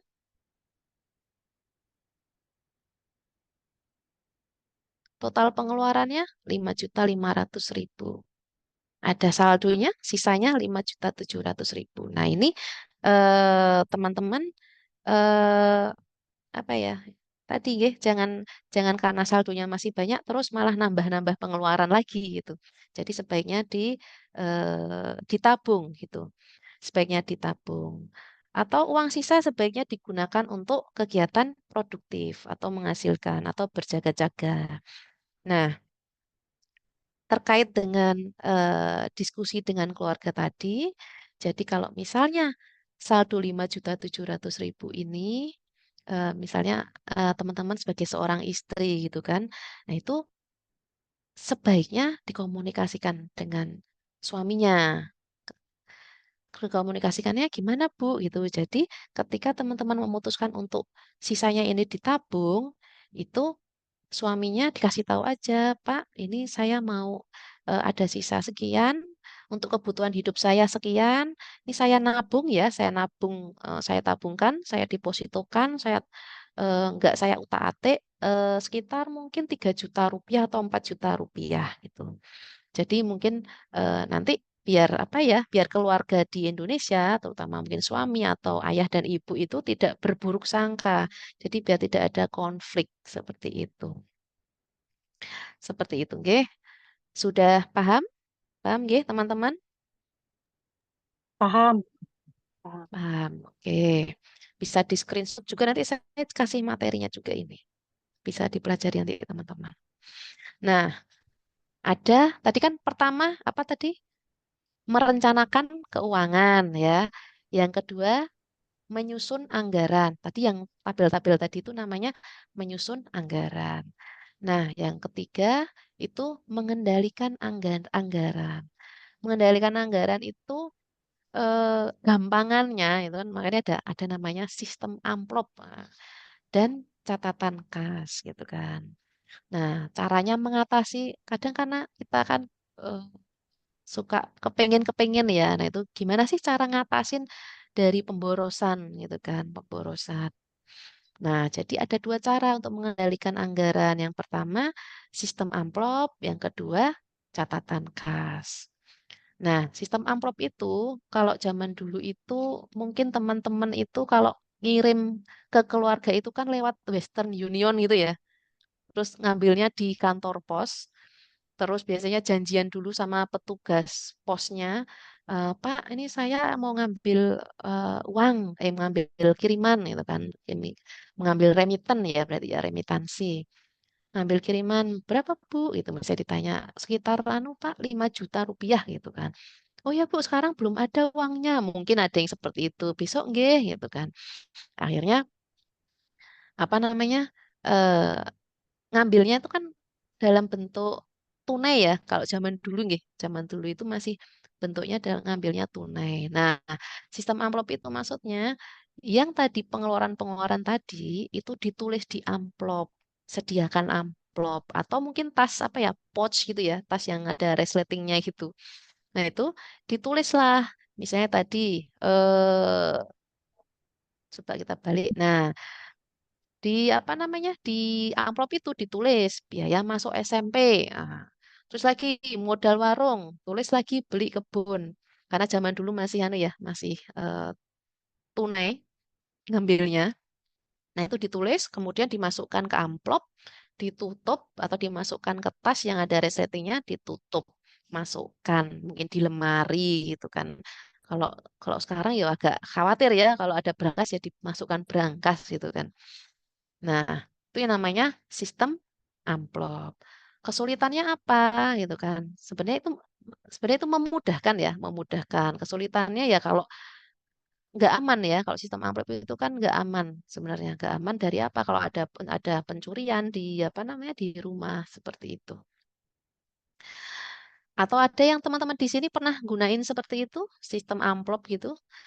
Eh, dipisah-pisah gitu kan. Kalau biasanya tuh kalau bendahara kantor itu ya, bendahara kantor itu punya dompet apa masing-masing. Nah, ini dompet untuk bayarin teman-teman, ini dompet untuk bayari honor teman-teman, nanti untuk apa beli-beli misalnya keperluan rumah tangga kantor.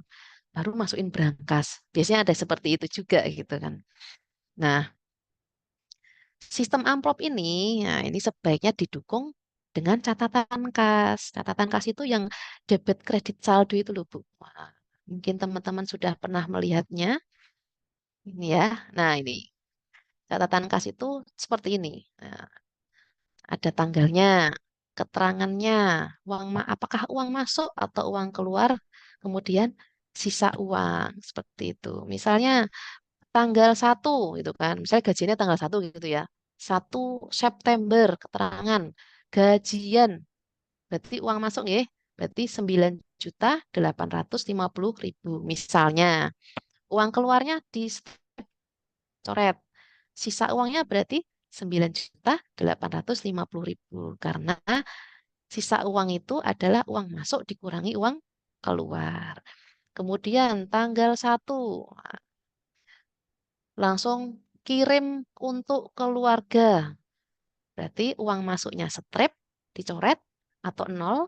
Uang keluarnya misalnya ngirim ke keluarga sebesar misalnya 4 juta rupiah.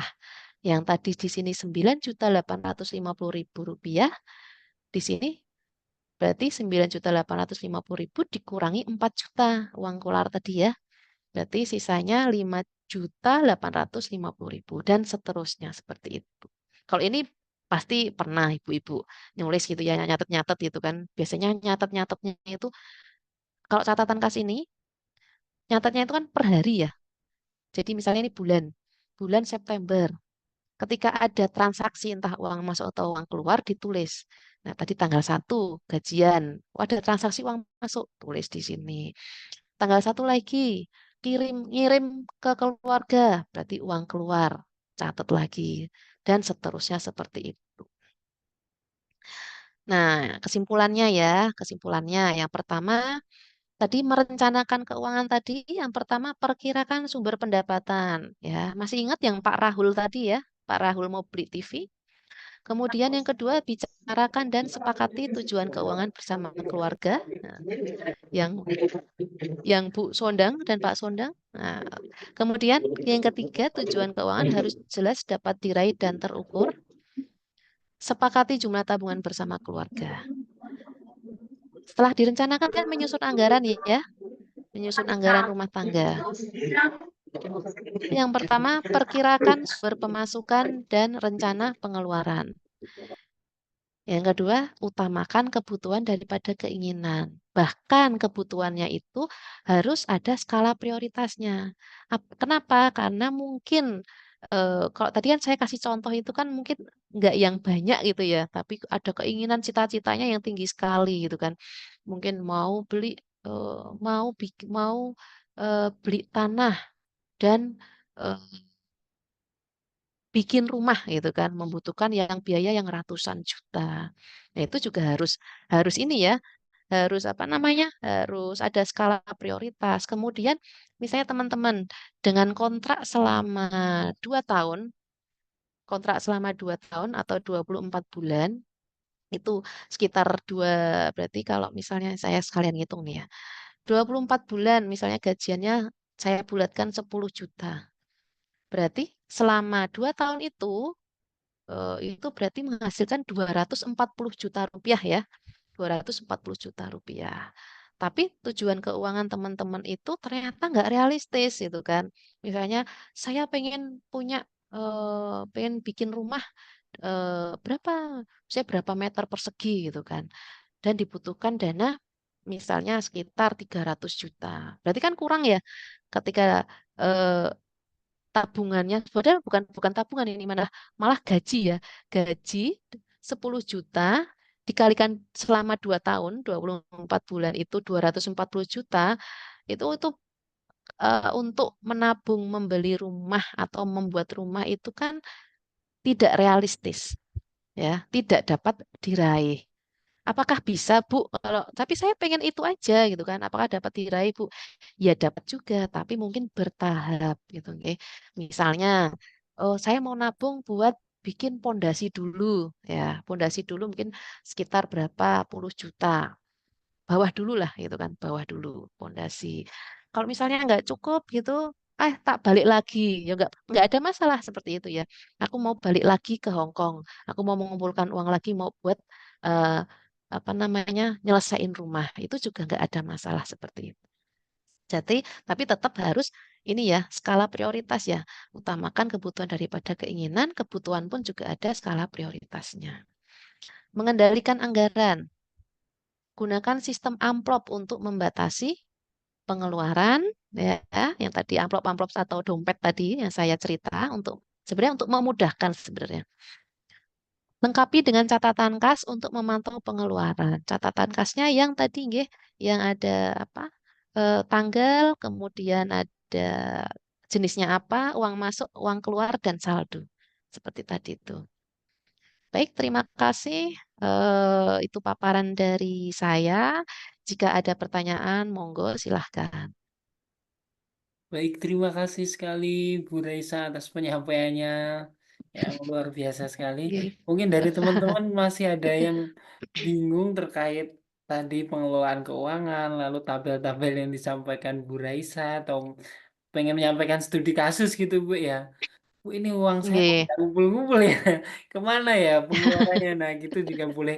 Silakan dari teman-teman ingin Nggih. yang mau menanyakan atau menyampaikan. Kalau ini memang ini ya Mas ya, apa namanya? Ini kan masih basicnya dulu ya, pengelolaan Ya, keuangan, belum betul. terkait tabungan, investasi, pinjaman gitu belum kita belum masuk ke situ. Gitu. Betul. Tapi sebelum kita belajar lanjutan kan yang penting juga basic harus tahu juga Bu ya. Oh iya, betul. Ini kebanyakan pada berangkat itu belum dapat ilmunya ini. Biasanya berangkat Seperti langsung itu. berangkat gitu. Langsung berangkat itu. Yang penting gajian dulu gitu kan. Dapatnya ilmu nanti sambil jalan. Nggih. Monggo kalau Silakan, ada yang mau ditanyakan. monggo dari teman-teman mungkin.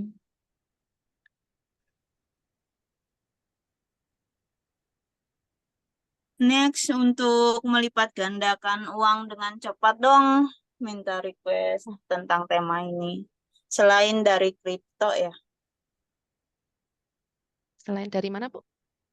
selain dari kripto. Oh, selain dari kripto. Oh, udah mainannya kripto. Ngeri juga ini. Oh ya, boleh tahu dengan Kak siapa ini? Kak, Dengan Andrea, oh, Kak Andrea, siap. Mainannya udah kripto Bu Raisa. udah Lah ya, segala-gala waduh. nih. Ngejar, nyari yang udah ke mana? Udah ke properti, udah ke kebun, udah ke sawah, udah ke kontrakan, udah kemana-mana, udah jalan ke emas, udah deposito juga. Cuman Alhamdulillah. Mantap nggak sekali. ada yang Wah, bisa kilat apa? cepet Cepat lagi gitu, Bu? Atau kayak mau ini ke dukun? masih kalah dengan kita jual tenaga ya. Kita jual tenaga 1 bulan dapat 10 juta dan properti Hmm. itu walaupun bisa dapetin ini 10 juta atau 20 juta itu tergantung kalau Mm-mm. kitanya mau menjual gitu, bukan pemasukan yang benar-benar masuk gitu. Kalau kita nggak Mm-mm. jual yang kita nggak dapat. Tapi sekalinya kita jual ya baru dapat itu pun 1 bulan gaji kita atau 2 bulan gaji kita doang. Jadi intinya bisa kalah dengan gaji kita aja gitu. Kita jadi kesulitan ini. Aduh. Nggih, Bu Mas Janu, sebenarnya saya sih curhat ini loh. Saya itu juga apa namanya? Saya itu malah untuk kripto itu em, ada gitu kan, tapi cuma kecil. Tapi memang saya tidak untuk mainnya dengan apa namanya? Harian ya. Memang saya simpan untuk mungkin baru saya lihat lagi mungkin 10 tahun mendatang atau Saya, 20 tahun saya mendatang. nyangkut di kripto dan Nah, saham. Bikin sakit nah gitu. kepala. Oh, Heeh. Jadi Nyangkut Bu harus Raisa. harus hati-hati ya Ibu ya kalau main saham, main apa namanya kripto itu karena itu kan eh, istilahnya sangat berat. high profit high risk ya, high risk high profit. Profitnya mungkin tinggi tapi resikonya besar gitu. Kalau modalnya nggak kuat kayak misalnya main saham gitu, kalau nggak kuat nanti ketika sudah mungkin buy gitu ya, sudah membeli nggak kuat modalnya itu bisa loss gitu kan. Nah, itu kan gantungnya itu kan lama itu. Nah, kalau misalnya Hmm, lagi apa namanya, 1 saya juga tahun pernah sih ini waktu itu masih ngegantung di sana. Aduh, ngegantung mau dijual nah takut itu rugi di hall eh, eh, emas sekali ya, astaga. Seperti itu Bu, memang itu namanya apa ya, high risk high profit ya. Resikonya profitnya besar tapi resikonya besar sekali gitu. Itu memang Iya, pilihan sih Bu ya. Kalau misalnya bisa. mau melipat gandakan uang dengan cepat, saya juga mau ilmunya. Seperti itu Bu. Memang ada macam-macam ya seperti itu. Kalau misalnya yang mau aman-aman ya investasi ya emas seperti itu ya. Emas kan sekarang pergerakannya juga tahun kemarin sama tahun sekarang aja beda ya. Sekarang Iya. Iya, emas betul, itu Bu. kalau nggak Pernah salah gagal di emas soalnya 1.400.000-an ini ya. saya. 1.400.000. Gimana? Pernah gagal Gimana? di emas tapi di bentuk digital dan Oh, Tapi iya kayak harus ya, digital memang. punya mungkin ya. beli emas 100 gram Mm-mm, dengan mm-mm, harga 900. Terus harga mm-mm. harga jualnya kan harus itu ya, lebih turun, lebih rendah gitu. Saya tunggu sampai Ibu, 1 tahun nggak ada perkembangannya. uh-uh, Akhirnya mm-mm, saya ada opsi pilihan yaitu adalah cetak mm-mm, emas kena mm-mm, 250 per gram. Jadi yang 100 gram itu saya harus rugi 25 juta. Terus mm-mm, ada pilihan lain adalah itu cetak emas ya dua ratus lima mm-mm, puluh. Terus mm-mm, jual, kalau jual saya bakalan rugi 13 juta kayak gitu. Soalnya harga jual dan belinya kan lebih turun ya. mm-mm. Jadi 1 gramnya Jadi turun kalau 50 mm-mm. atau Jadi 100 gini Bu, ribu. Jadi kalau kalau 100 kalau 10 juta gitu. pemilihan pemilihan kayak investasi gitu emas itu kan sebenarnya anu ya sesi berikutnya nih. Tapi ini bisa anu bisa sedikit saya sampaikan kalau emas itu bukan investasi jangka pendek ya Bu, nggak yang setahun 2 tahun. Ya mungkin setahun 2 tahun ada pergerakannya naik gitu. Iya, itu Tapi kalau misalnya tergantung dari emas pribadi. itu sebaiknya agak lama, lebih lama lagi gitu. Jadi Iya. bukan yang setahun 2 tahun terus dicairkan atau mungkin Yang malah nggak cocok sebulan dua buat bulan orang yang dicairkan. nggak sabaran. Padahal udah 1 tahun itu. Nah iya, kalau 1 tahun akan rugi di biaya cetak juga. Karena emas itu ketika nyetaknya lebih banyak, lebih besar gramnya itu lebih mahal. Iya, Lebih mahal daripada betul. nyetak yang 1 gram itu. Seperti itu, Bu. Karena saat itu kan belajar sendiri segala sesuatunya jadi jeblas-jeblus Mm-mm. sendirian aja gitu. Pusing juga sendirian aja, nggak ada yang ngajak. Oke, ya itu. Jadi ada ini ya beberapa cerita teman-teman Purna PMI yang dari Korea.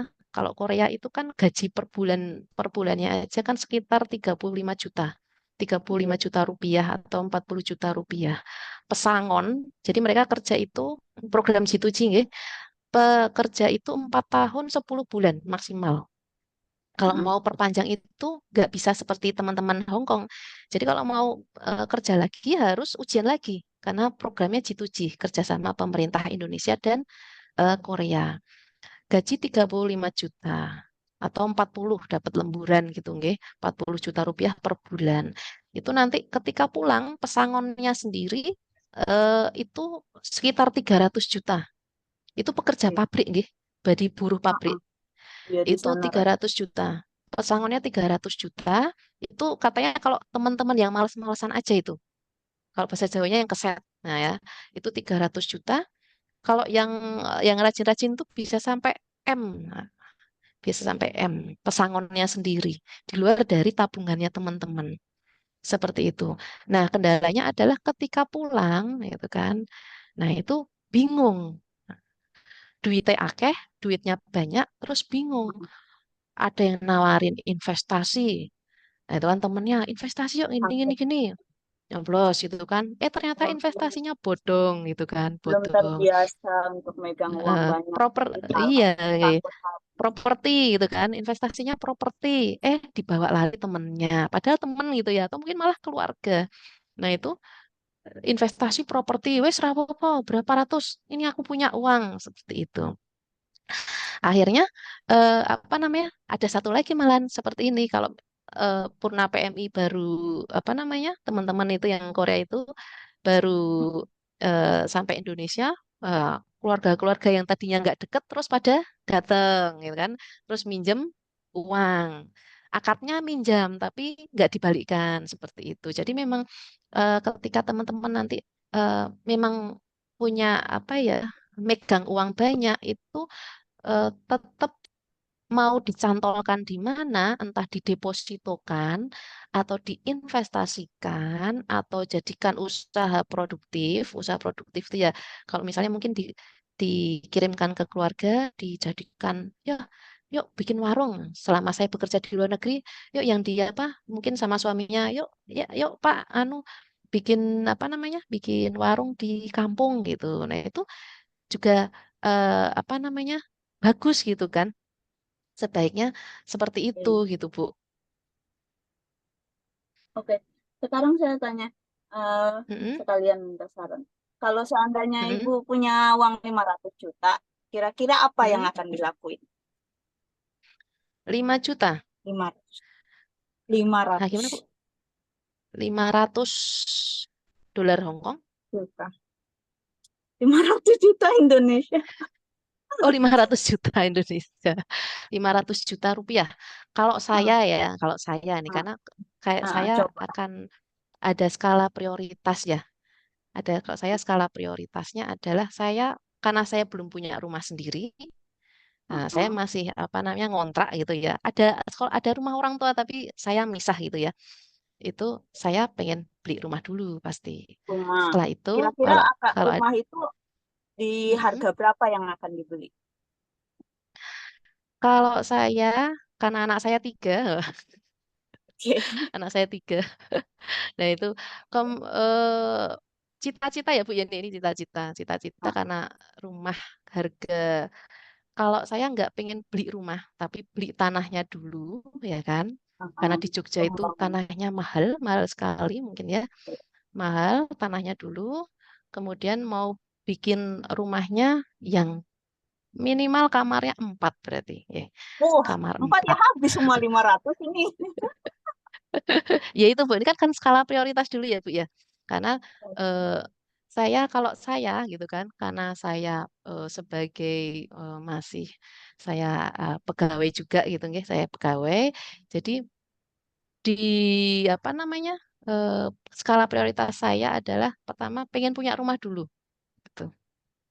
Pengen punya rumah dulu. Memang kalau misalnya butuhnya 400 juta, 500 juta ya sedapatnya itu gitu All kan. in. Seperti itu, Bu.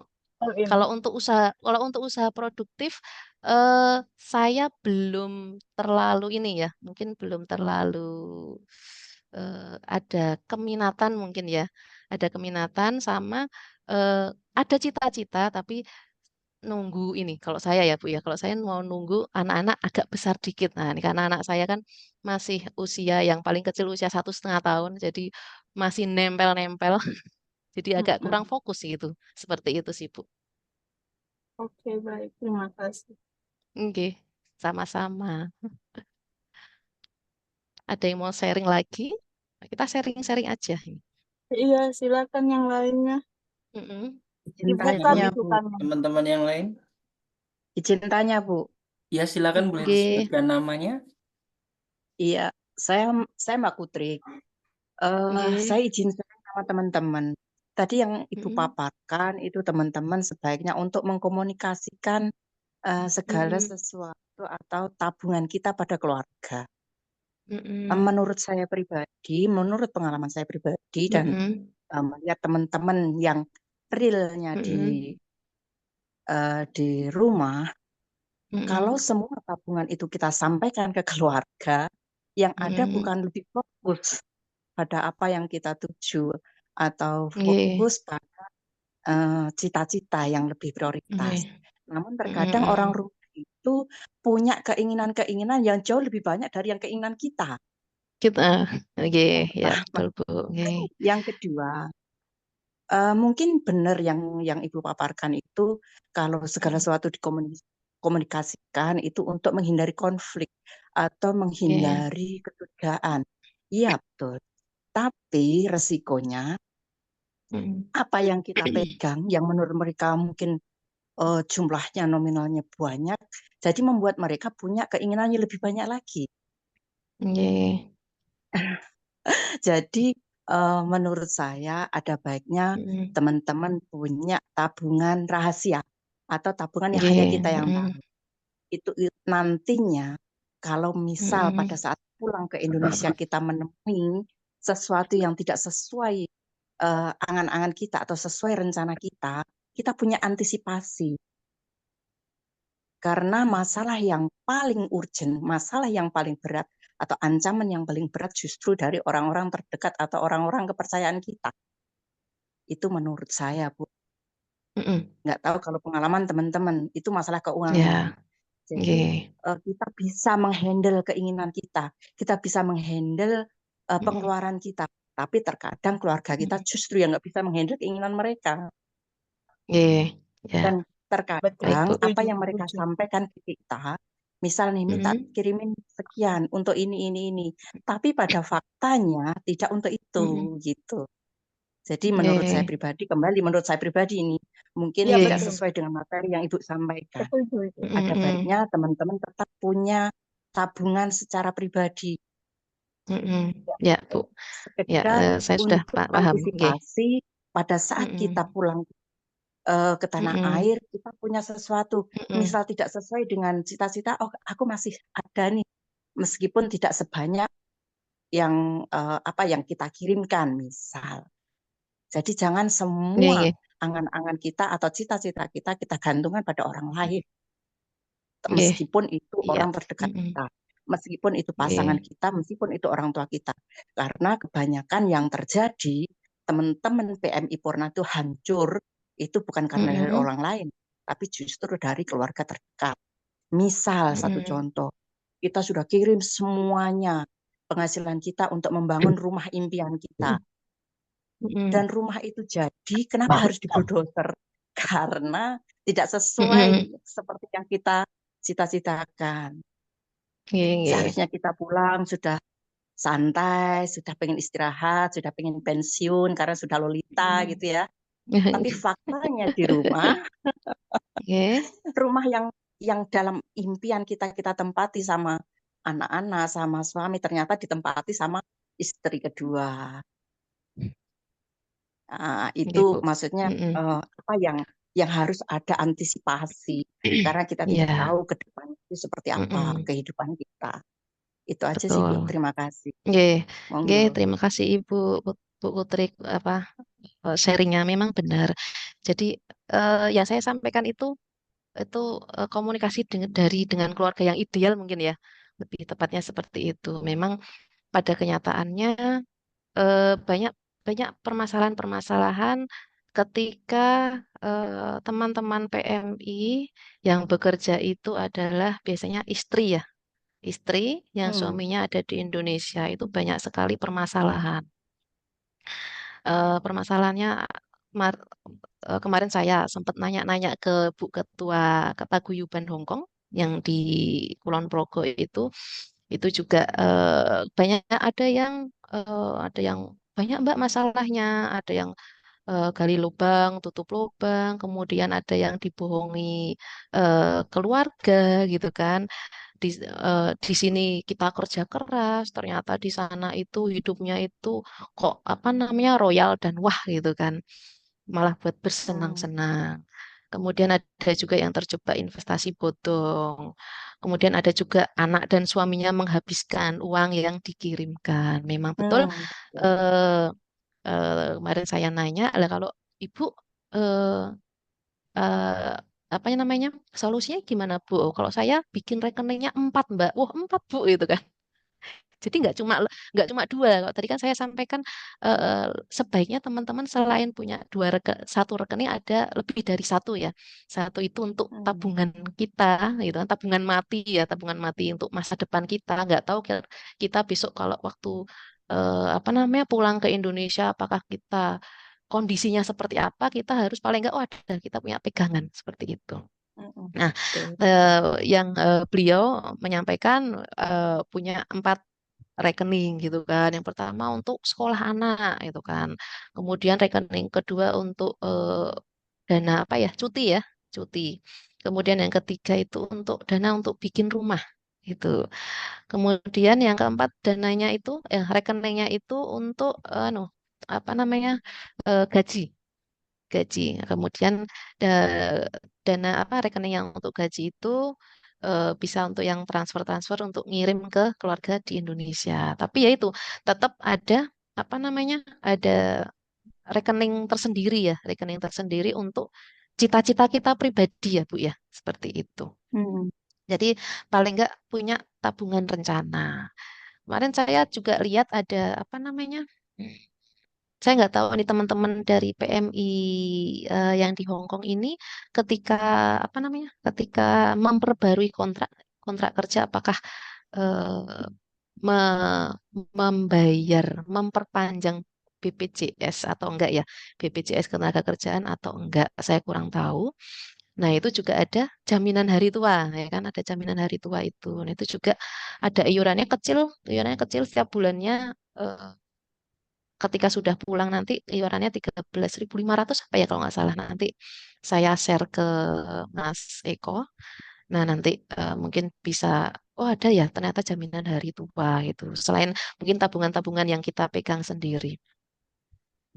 Nah, apa intinya tuh memang kita jangan ini ya, jangan naruh telur juga ya, jangan naruh telur dalam satu keranjang katanya seperti itu, nggih.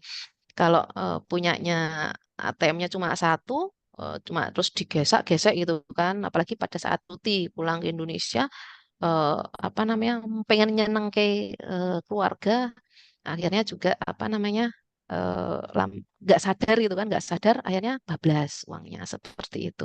Jadi memang harus apa namanya eh, ada cantelan beberapa rekening seperti itu Bu. Memang benar seperti itu karena eh, memang banyak yang ini ya seringnya teman-teman itu yang sudah punya suami ternyata bermasalahnya di suaminya seperti itu mungkin yang kerja keras siapa yang menikmati lo kok di apa hambur-hamburkan begitu aja seperti itu Bu. Saya juga sharing aja ya Bu ya, terima kasih. Eh, dan satu lagi Bu, kalau Mm-mm. misal boleh usul nih, Iya. terutama pada BP2MI Mm-mm. atau BP3MI, misalkan Mm-mm. pelatihan-pelatihan seperti ini.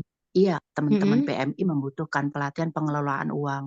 Namun ada Mm-mm. baiknya juga ada Mm-mm. seandainya bisa ada pelatihan atau pendampingan pengelolaan uang Mm-mm. terhadap keluarga PMI. Jadi ada Nggih, timbal nggih. baliknya. Jadi kita tidak hanya Nggih. fokus pada Mm-mm. teman-teman PMI bagaimana mengelola Mm-mm. uang, namun kita juga Mm-mm. ada tindakan untuk keluarga PMI, Mm-mm. bagaimana mereka mengelola uang, bagaimana Mm-mm. mereka memahami kondisi PMI di negara penempatan. Jadi tidak semuanya Nggih. fokus PMI-nya. Misal PMI sudah capek Mm-mm. kerja nih, PMI sudah capek cari uangnya, PMI juga yang Mm-mm. mesti capek mengelola uangnya. Nggih, Entah nggih. betapa lebih baiknya kalau keluarga PMI ini juga dilibatkan di dalam bagaimana Mm-mm. ya mengelola uang PMI secara Mm-mm. baik dan Mm-mm. benar. Eh, Mm-mm. Kasih mereka Nggih, rasa empati pada nasib nggih. PMI biar keluarga nggak seenaknya bagaimana begitu mudahnya menggunakan uang hasil Iya. PMI. Jadi Mm-mm. sama-sama gitu ada timbal baliknya. Jadi tidak hanya fokus pada Mm-mm. PMI-nya, tapi juga ada Mm-mm. pendampingan atau pelatihan pada keluarga PMI. Begitu Bu, Nggih. terima kasih. Iya. Nggih, ya Bu, terima kasih banyak atas usulannya. Jadi di tahun 2014 dulu itu pernah ada pelatihan edukasi keuangan, itu pesertanya Hmm. keluarga PMI. Kebetulan Hmm. keluarga PMI. Pada saat itu saya masih di BP3MI Padang di Sumatera Barat. Itu kita mengadakan pelatihannya untuk CPMI dan keluarga PMI yang masih bekerja di luar negeri. Gitu. Cuma ya sayang sekali kok programnya itu apa namanya nggak jalan lagi gitu Bu. Cuma mungkin coba nanti saya juga mengusulkan ke apa namanya ke teman-teman yang di pusat gitu, ke pejabat di sana. Semoga ada jalannya, semoga ada apa eh, pelatihan untuk terkait edukasi keuangan ini bisa disampaikan lagi dengan targetnya untuk keluarga PMI ya Bu ya. Semoga bisa ada jalannya. Oke. Iya. Terima kasih. Nggih.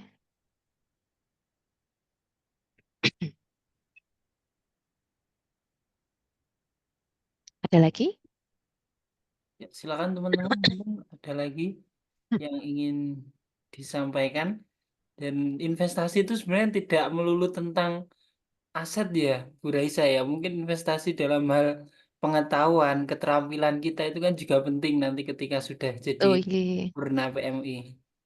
Ya, investasi skill ya, Mas ya. Ya, betul. Nggih, nanti apalagi udah purna nanti kan kalau nggak salah di Hong Kong itu ada kayak program-program gitu nggak ya, Mas ya? Kayak mungkin ada pelatihan untuk teman-teman itu menggetok tular gitu ya. Jadi mungkin ada teman yang pinter apa namanya? Mungkin pinter motong rambut terus dia ngajari lah ke teman-teman yang lainnya gitu. Apakah ada Ya, atau enggak ya? ada, Ada Bu. Bu, banyak di Banyak Ada. sini. Nah, Ya, itu nanti juga ada banyak skillnya. Kemudian, networking, ada banyak pelatihan-pelatihan mm-mm. sebetulnya. Kalau mau Nah ya, itu tuh, nggih. Nggih, ya. Jadi kan itu kan juga nambah skill ya, Bu ya. Nambah apa betul. namanya? Apa ya? Peningkatan kapasitas diri itu. Iya, Karena itu persiapan juga untuk teman-teman yang tadinya bekerja di luar negeri itu kan terbiasa mendapatkan gaji. Nah, nanti ketika sudah wayahe gitu ya, sudah waktunya pulang ke Indonesia, tidak kembali lagi ke Hong Kong kan akan bingung. Akan bingungnya kalau makan uang yang ada tabungan itu kan lama-lama akan habis ya. Nah, kalau mau kerja dengan usia pasti aduh aku ya susah gitu kan. Nah, kemampuannya sudah menurun. Nah, apa ya? Salah satu eh, apa ya namanya ya? Salah satu kesempatannya kan melalui usaha ya. Usaha produktif itu. Nah, mungkin dari teman-teman yang sudah mendapatkan dapat dapat apa ya? Dapat ilmu skill dari teman-teman yang ada di Hong Kong ketika masih bekerja di luar negeri bisa diterapkan di Indonesia. Nah, ini malah kegiatan yang pemberdayaan ini ya, pemberdayaan Purna PMI. Nah, kalau sekarang namanya Purna PMI. Sebelumnya kan PMI Purna. Sebelumnya lagi apa? XTKI gitu ya sebutannya. Ada pemberdayaan Purna PMI dan keluarganya. Nah, itu bagi teman-teman yang belum punya usaha, itu akan mendapatkan pelatihan edukasi kewirausahaan. Nah, ada edukasi kewirausahaan, nanti ada teorinya. Kalau kita kan 4 hari ya, teori 2 hari, kemudian prakteknya 2 hari. Nah, ini yang di Gunung Kidul ini, kebetulan pelatihannya yang ngajarin Purna PMI Hong Kong. Nah, namanya Bu Sutiah, itu ngajarin apa namanya, bikin gyoza ya, gyoza. Bikin gyoza ke teman-teman yang Purna PMI yang masih belum memiliki usaha di sini. Itu juga salah satu apa ya, sharing ilmu untuk eh, menambah skill ya, menambah skill, kemudian men-trigger yang mereka mungkin masih punya modal karena kan baru pulang-pulangnya baru-baru tahun-tahun kinyis-kinyis ya, baru tahun yang baru-baru itu masih punya modal. Paling enggak modalnya itu belum habis itu. Modalnya belum habis, bisa untuk usaha produktif. Jadi enggak yang bingung mau buat apa, malah dipinjamkan ke keluarga enggak di apa? Enggak dibayar atau mungkin biar enggak kena investasi-investasi bodong. Kalau sekarang malah baru hebohnya kan judi online ya, main slot gitu kan. Nah, itu juga berbahaya sekali. Jadi jangan sampai ya, gitu. Jadi ini apa prakteknya ini bikin gyoza. Besok ini teman-teman yang di Gunung Kidul ini pelatihannya bikin ramen. Kemudian yang besok kita akhir Agustus itu ada di Kulon Progo itu nanti terkait tentang ini ketahanan pangan ya. Jadi budidaya dan usaha ternak domba sekalian sama cara mengolah daging domba yang baik seperti itu. Itu juga nambah skill seperti itu. Semoga besok ketika teman-teman Hong Kong yang sudah kembali ke Indonesia bisa mendapatkan kesempatan serupa yang ada di Yogyakarta ini. Gitu. Ada lagi? Izin bertanya, Bu. Malam. Iya. Ya, selamat Ya. malam. Iya, saya Feni, Bu. Mm-mm. Iya, Bu. Menurut Ibu, Mm-mm. lebih efektif mana ya pengelolaan uang dari Mm-mm. asuransi dan menabung? Contohnya misalnya asuransi Mm-mm. pendidikan anak atau asuransi masa hari masa tua atau asuransi Hmm. kesehatan seperti itu. Jadi lebih baik mana antara mengelola dengan Ya. asuransi atau menabung? Mm-mm. Oh, itu nanti sebenarnya di sesi berikutnya. Oh gitu ya. Nggak Nanti apa-apa, Bu. itu Di-spill mungkin, Bu. akan kita bahas di sesi berikutnya ya. Kalau Oke. menabung itu kan ya antara tabungan biasa nggih. Tabungan biasa itu kan antara biaya bunga dan biaya adminnya itu kan bakbuk ya, kalau bahasa Jawanya apa ya? Impas itu ya. Semacam itu. Jadi kalau antara nabung atau investasi lainnya, kalau saya sih milih investasi lainnya ya. Mungkin kalau investasi seperti investasi pendidikan gitu, semacam itu untuk anak. Kalau saya ya Bu ya, kalau saya pribadi sih seperti itu. Kalau misalnya banyak, mungkin investasinya kalau saya ke logam mulia ya, seperti itu Bu. Ada lagi?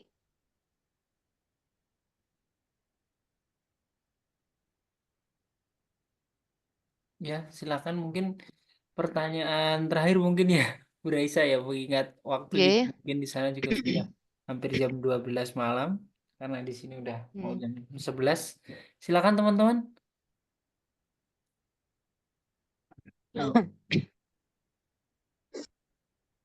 Mungkin bisa pertanyaan atau menyampaikan kisah hidupnya terkait pengelolaan keuangan juga boleh. Ya, sharing-sharing juga ini. Iya, Saya tuh masih penasaran sih itu untuk apakah gaji standar itu segitu ya? Saya tuh kok nggak ada update di halaman web BP2MI. Terakhir itu gaji terkait ini, gajinya standar tapi per 2022. Apakah sudah ada kenaikan atau belum? Kok katanya yang tadi saya dapat informasinya itu ada kenaikan sebesar tadi di $4.870 itu apakah benar atau enggak ya? Bu. Mungkin ada teman-teman yang kontraknya baru bisa Betul, Bu. sharing. Iya, betul. Saya kontrak baru, sak gitu, Bu. Oh, 4.870. Nggih, nggih. Iya, Baik, Bu. Terima kasih loh sudah konfirmasi. sama-sama. Oke.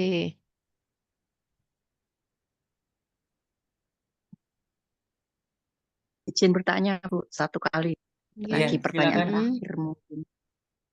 Satu Monggo. pertanyaan untuk Ibu, ini mungkin agak sensitif Bu, untuk teman-teman yang Mm-mm. mungkin sekarang kondisinya posisinya sudah sebagai ibu. Menurut Ibu, Mm-mm. apa yang harus dilakukan seorang ibu pada saat menjadi PMI agar anak-anak kita tetap terpenuhi kasih sayangnya dari seorang ibu dan juga bisa menjadi anak-anak yang sesuai harapan kita, anak-anak yang soleh, anak-anak yang tidak terjerat pergaulan bebas. Kita tahu saat ini pergaulan sangat bebas sekali, apalagi dengan adanya medsos yang luar biasa dampaknya pada anak-anak. Mungkin Oke. bisa diberikan pencerahan sedikit agar teman-teman PMI tidak hanya fokus mencari uang, namun masih juga ada tanggung jawab kita sebagai seorang ibu terhadap tumbuh kembang anak-anak di rumah. Seperti itu. Terima kasih, Bu. Oke. Nggih. Ini juga dilema. Sebenarnya bukan dilemanya teman-teman PMI di Hong Kong ya. Saya juga bekerja ini, saya meninggalkan anak ini selama 4 hari sama ayahnya ini. Nah, jadi antara pilihan bekerja ini pandangan saya pribadi ya Bu ya. Jadi mungkin kalau mohon maaf jika ini juga pertanyaan yang sensitif dan jawabannya juga sensitif. Eh, Kalau menurut saya, gitu, oke, antara bekerja, apalagi di luar negeri, kemudian saya tuh pengennya, saya juga bekerja di luar negeri, tapi saya juga pengen punya anak yang soleh, gitu kan, punya anak yang baik gitu. Itu menjadi buah si malakama Mbak ya namanya ya. Itu akan bertolak belakang karena pengawasan anak itu dari orang tua. Bagaimana caranya ibu mengawasi anaknya ketika ibu ada di luar negeri? Gitu ya. Jadi kalau saya jawabnya itu juga bingung gitu kan. Karena itu pilihannya jenengan. Kalau pengen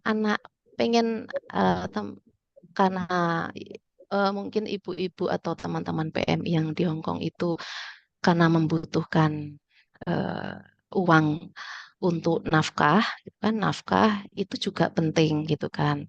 Tapi memang nafkah itu kan sebenarnya kalau dalam apa ya ajaran agama Islam gitu nggih, itu kan eh, di dibebankan di suami ya.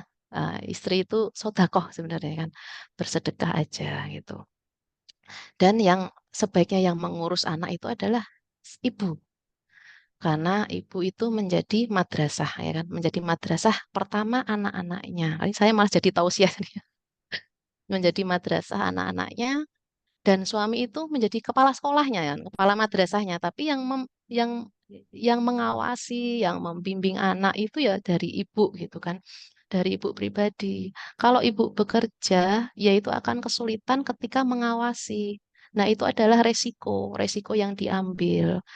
Gimana caranya kalau kita menitipkan aja gitu kan, kita menitipkan aja itu eh, nggak baik gitu ya, kita menitipkan ke neneknya gitu misalnya, ke neneknya atau tantenya. Terus kita berharap, kita orang tuanya, tapi kita berharap orang lain untuk mengurus anak kita dan kita berharap didikannya itu baik, itu juga nggak mungkin seperti itu. Kalau ada tips dan trik, ada apa ya? Bukan trik ya, ada tips untuk bagaimana caranya anak eh, kita sebagai ibu yang bekerja dan anak itu bisa terawasi dengan baik dengan posisi ibu di luar negeri, eh, harus ada kerjasama dengan suami. Kalau sama keluarga, misalnya sama mbahnya gitu ya, sama neneknya, beda ibu pengasuhan antara ya kayak saya pribadi. Saya ngasuh anak saya dan suami ngasuh anak itu dengan ibu saya ngasuh itu zamannya sudah berbeda. Nah, zamannya sudah berbeda, kemudian apa namanya, pola pengasuhannya juga berbeda. Zaman dulu kita dibentak aja wis takut itu ya. Sekarang pola pengasuhannya itu nggak seperti zaman dulu lagi. Kalau kita nitipin, kita pengennya tegas sama anak. Kita pengennya pergaulannya harus di apa ya? Jangan main HP, jangan media sosial karena merusak pergaulan kita seperti itu. Tapi nanti sama mbahnya gitu kan, sama neneknya atau kakeknya, yuk sini dikasih HP lah biar apa ya? Karena nenek sama kakek itu kan sudah tua ya. Sudah tua kan pasti ada kemampuan apa ya? Kemampuannya fisiknya udah nggak sehat. Dikasihlah HP kan. Dikasih HP biar apa? Biar diem gitu kan. Biar diem gitu kan. Terus namanya nenek sama kakek akan ngasih kita, misalnya kita apa namanya? Membatasi konsumsi cemilan atau gula. Tapi kalau waktu sama nenek sama kakeknya diloskan gitu kan, dikasihlah wafer, dikasihkan ini. Sekarang kan juga banyak ya yang anak-anak kecil itu eh, banyak yang apa namanya sakit ya, sakit ginjal seperti itu karena gula darahnya yang sangat tinggi sekali. Jadi kalau tipsnya seperti apa, saya nggak bisa ngasih tips Bu karena itu sudah sangat itu sudah bukan sangat ya, itu sudah bertentangan. Itu resiko yang diambil ketika ibu bekerja di luar negeri, ya resikonya anak-anak ibu tidak akan maksimal diawasi seperti itu. Pengennya anak-anak diawasi ya ibu pulang ke Indonesia, dirawat sendiri, ya kan, dirawat sendiri, diberikan kasih sayang yang maksimal. eh, tapi saya tetap masih pengen gaji apa, pengen bekerja di Hong Kong karena apa? Karena ada eh, karena saya nggak bisa nih usaha gitu, saya nggak ada kemampuan atau mindset untuk mengubah dari apa namanya dari pekerja menjadi wirausaha ya. Ya kalau memang keputusannya adalah bekerja di luar negeri ya resikonya itu tadi punya anak ya anaknya dititipkannya ke siapa ya jangan menyalahkan orang yang dititipkan. Misalnya anaknya jadi nggak baik gitu kan, akhlaknya nggak bagus itu. Jangan salahkan yang dititipkan, Bu. Seperti itu. Karena disalahkannya siapa? Ya salahkan diri kita sendiri. Seperti itu. Kenapa kita nggak hadir pada saat tumbuh kembang anak, apalagi misalnya masih kecil ya, masih kecil itu kan golden age-nya itu sampai umur 2 tahun. Itu saya kejar sekali karena saya juga dulu ninggalkan anak karena ada sesuatu hal anak saya umur 2 tahun saya kasihkan ke ibu saya yang nomor satu. Nomor satu sempat itu saya baru karena saya kerja di di luar kota di Padang waktu itu saya agak kesulitan akhirnya saya titipkan ke ibu saya melewatkan masa-masa sampai usia 5 tahun. Nah itu saya melewatkan masa selama 3 tahun 4 tahun itu penyesalannya sungguh sungguh mendalam gitu kan, sungguh luar biasa karena dampaknya anak saya ternyata apa namanya dulu mungkin sering dikasih cemilan yang nggak bagus, sering dilihatkan HP. Nah, itu langsung sama saya, akhirnya anak saya yang pertama itu saya benar-benar saya bawa, ya kan saya bawa keluar dari rumah ibu saya, stop gadget, stop HP. Di rumah itu nggak ada TV, Bu. Nah, jadi gitu. Nggak ada TV, nggak ada HP, makanannya juga harus sehat. Ya, alhamdulillah sekarang sudah mulai pelan-pelan, nggak ada masalah gitu kan, nggak ada masalah. Tapi saya melewatkan eh, perkembangannya pada saat usia balita itu kan usia yang usia rawan sekali seperti itu. Mohon maaf nih kalau jawaban saya sensitif sekali ya karena tadi ditanyakan seperti itu saya juga eh, berdasarkan pengalaman saya juga karena saya juga pernah anak saya titipkan ke ibu saya karena saya waktu itu nggak ada mikir apa parenting itu nggak tahu jadi nggak ada ilmu tentang parenting yang baik itu seperti apa seperti itu. Sekarang lagi karena lihat Instagram, parenting yang bagus itu seperti ini gitu kan.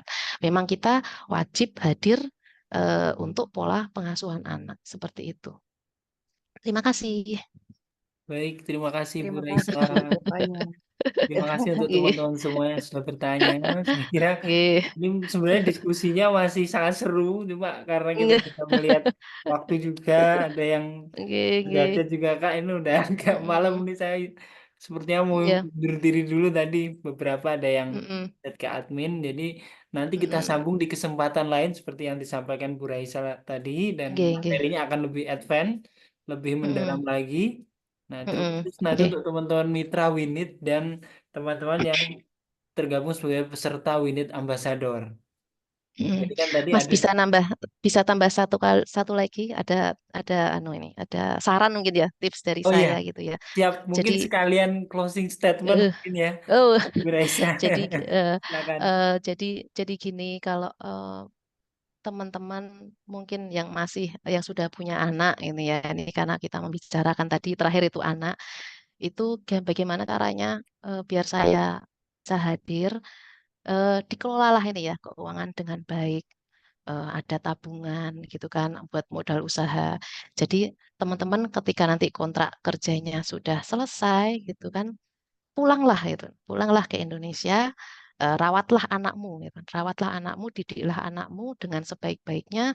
Eh, nggak perlu berulang-ulang lagi ke Hong Kong, modal usaha gitu kan, modal yang sudah ditabung itu teman-teman bisa bisa manfaatkan dengan baik dengan mungkin teman-teman sudah ada skill-skill tertentu aku pengen usaha ini aku mau di Indonesia aja nggak mau balik lagi ke Hong Kong aku mau ngurus anakku nah itu niatan seperti itu insya Allah akan didengarkan oleh Allah oleh Tuhan kita ya oleh Allah akan semoga diijabah Allah Subhanahu Wa Taala gitu terima kasih. Amin. Terima Terima kasih Bu kasih Raisa. sekali Bu Raisa. Jadi Nggih. quotes-nya hari ini adalah teman-teman ingat lagi bahwa kita ke luar negeri itu bukan sebuah tujuan akhir ya Bu Raisa ya. Iya, Tujuan betul akhirnya sekali. kembali ke Indonesia, memperbaiki Mm-mm. ekonomi dan mendidik anak Mm-mm. kita supaya menjadi anak yang lebih baik dari orang tuanya. Betul, Jadi betul. pentingnya pengelolaan keuangan nanti nyambung ke bagaimana ketahanan keluarga, parenting, dan Mm-mm. pengasuhan anak. Nah, mungkin diskusinya akan kita sambung di kesempatan berikutnya.